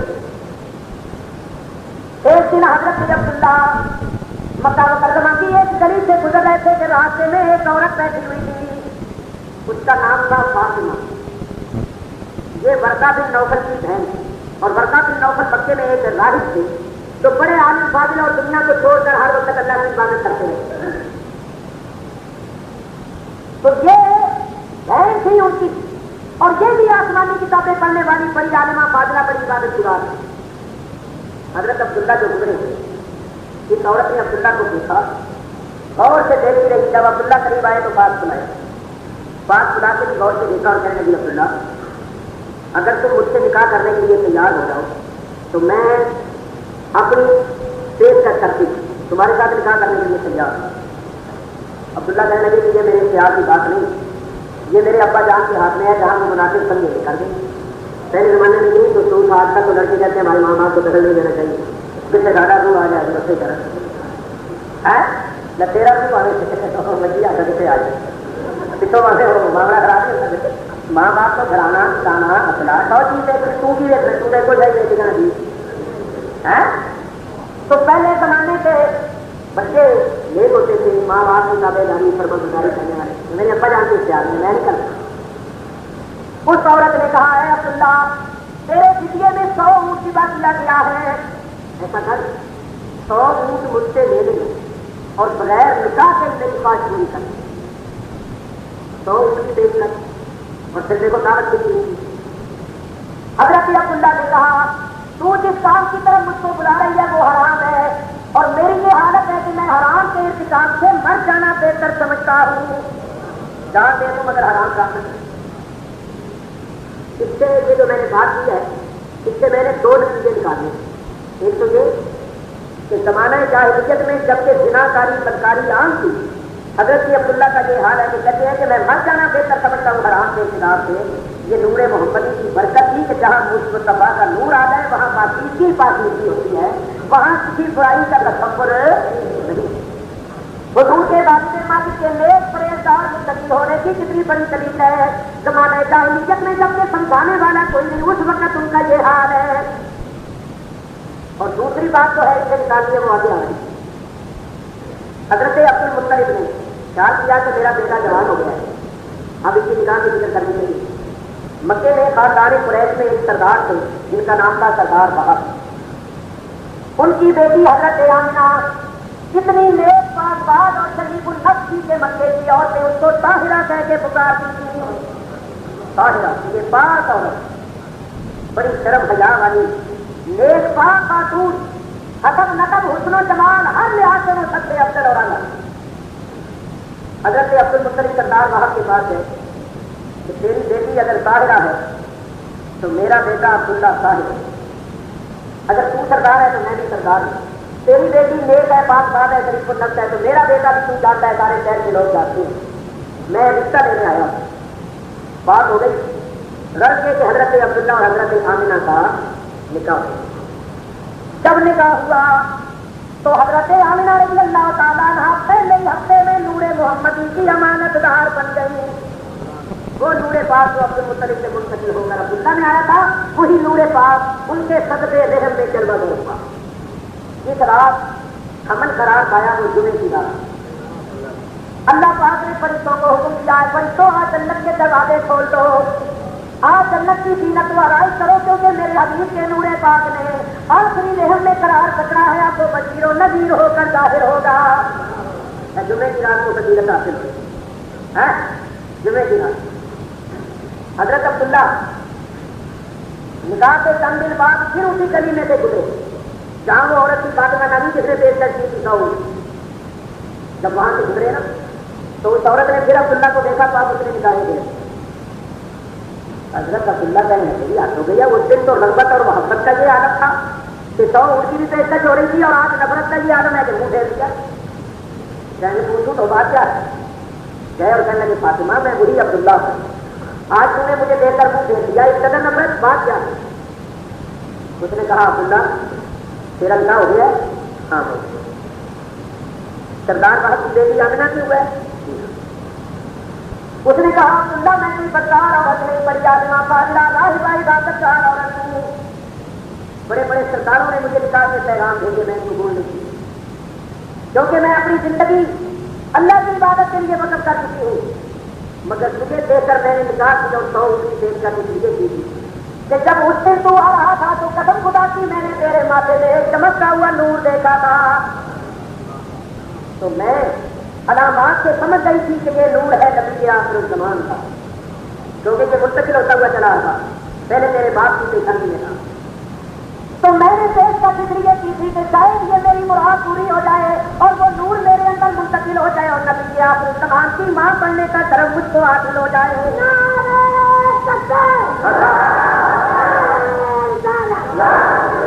اور جب وہ نور تیرے اندر نہیں رہا تو ہم مجھ کو تجھ سے کیا کہا؟ وہ جس کے نور سے تیری چمکتی تھی یہ پیشانی، اسی کی تھی میں طالب اور اسی کی تھی میں دیوانی، مگر میں رہ گئی محروم، قسمت میری پھوٹی ہے، سنا ہے کہ وہ نعمت آمنہ نے تجھ سے لوٹی ہے۔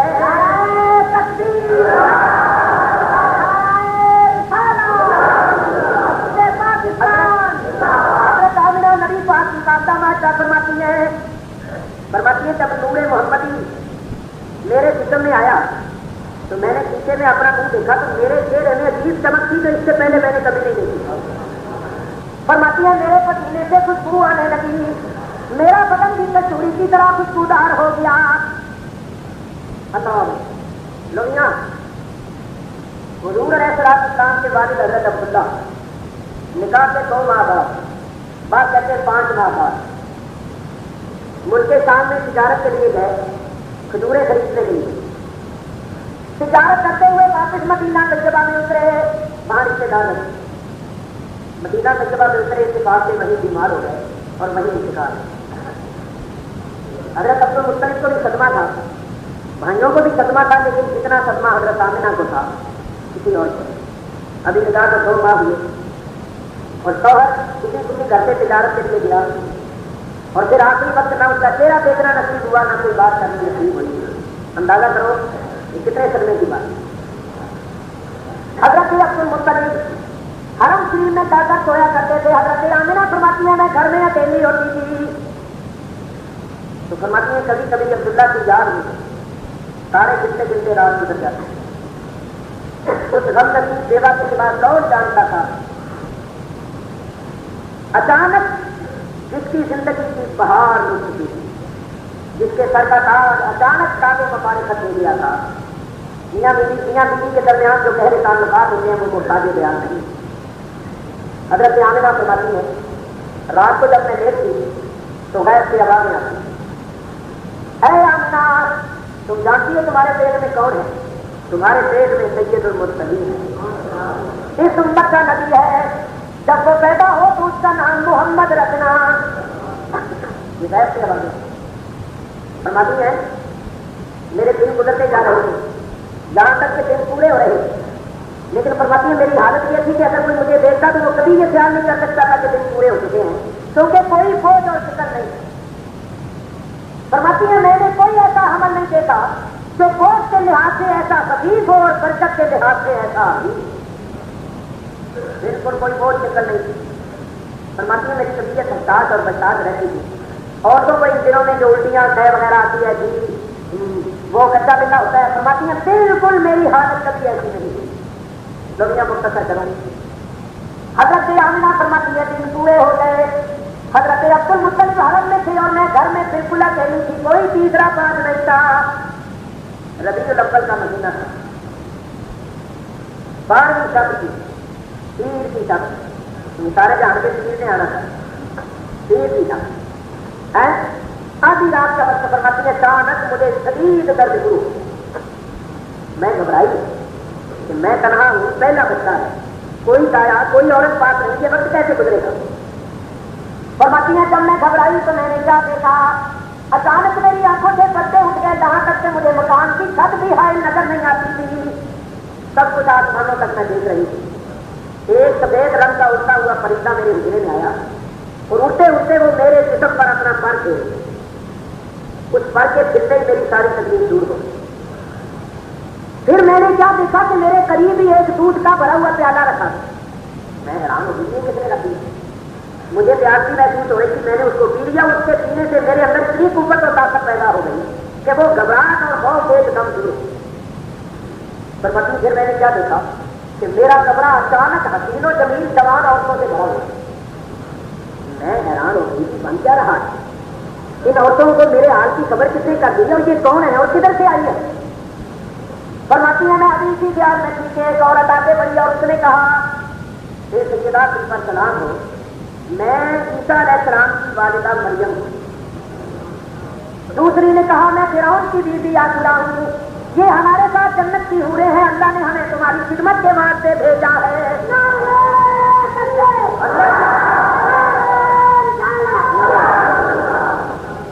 خیال کرو کہ 14ویں صدی کے لوگ روسی ماں کو کہتے ہیں وہ کافر اور مشرک ہے. رب اس کی خدمت کے لیے جنت کی حوریں اور جنت کی عورتوں کی سردار عورتوں کو بھیج رہا. آگے چل کر میں آپ کروں گا. حضرت آمنہ فرماتی ہیں غرض یہ کہ وہ وقت قریب آ گیا جب کہ شہنشاہ ہے تو عالم نے تو حور فرمانا تھا. صبح کا وقت ہے, نہ رات ہے نہ دن ہے, درمیان کا وقت تاکہ حضور کی برکت رات کو بھی حاصل ہو دن کو بھی حاصل. جس وقت سرکار کا ظہور ہوا اس وقت کا نام ہی ہو گیا صبح صادق, سچی صبح. اور وقت کی قبولیت کا ہو گیا, جو دعا مانگی جائے اس وقت قبول ہو گئی.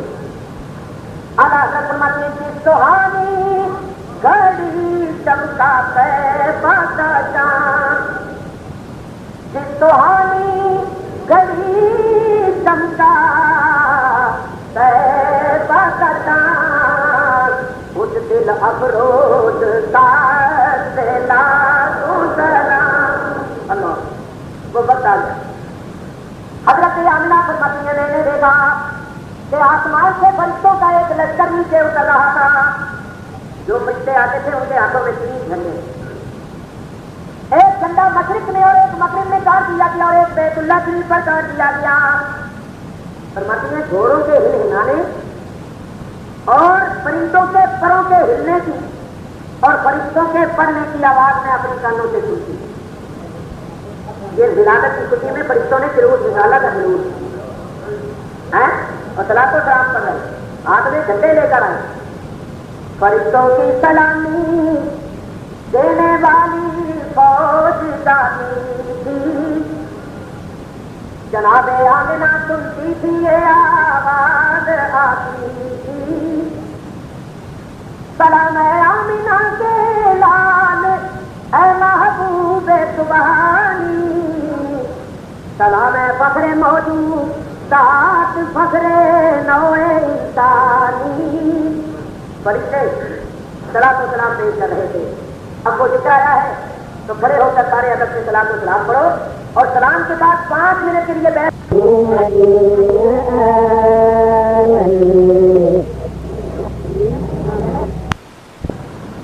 حضرت آمنہ فرماتی ہیں میں نے دیکھا کہ آسمان سے فرشتوں کا ایک لشکر نیچے اتر رہا تھا. جو فرشتے آتے تھے ان کے ہاتھوں میں 3 جھنڈے, ایک جھنڈا مشرق میں اور ایک مغرب میں کاٹ دیا گیا اور ایک بیت اللہ شریف پر کاٹ دیا گیا. فرماتی ہیں گھوڑوں کے ہل ہلانے اور پرندوں کے پروں کے ہلنے کی اور فرشتوں کے پڑھنے کی آواز میں اپنی کانوں سے سنتی. یہ ولادت کی خوشی میں فرشتوں نے جلوس نکالا تھا, جلوس ہے اور صلاۃ و سلام پڑھ رہے, ہاتھ میں جھنڈے لے کر آئے. فرشتوں کی سلامی دینے والی فوج جانی تھی, جناب آمنہ سنتی تھی یہ آواز آتی تھی. سلام آمنہ کے لال اے محبوب سبحانی, سلام فخر موجود ساتھ فخر نوع انسانی. فرشتے صلاۃ و سلام پیش کر رہے تھے. اب وہ ذکر آیا ہے تو کھڑے ہو کر سارے ادب سے صلاۃ و سلام پڑھو اور سلام کے بعد 5 منٹ کے لیے بیٹھ.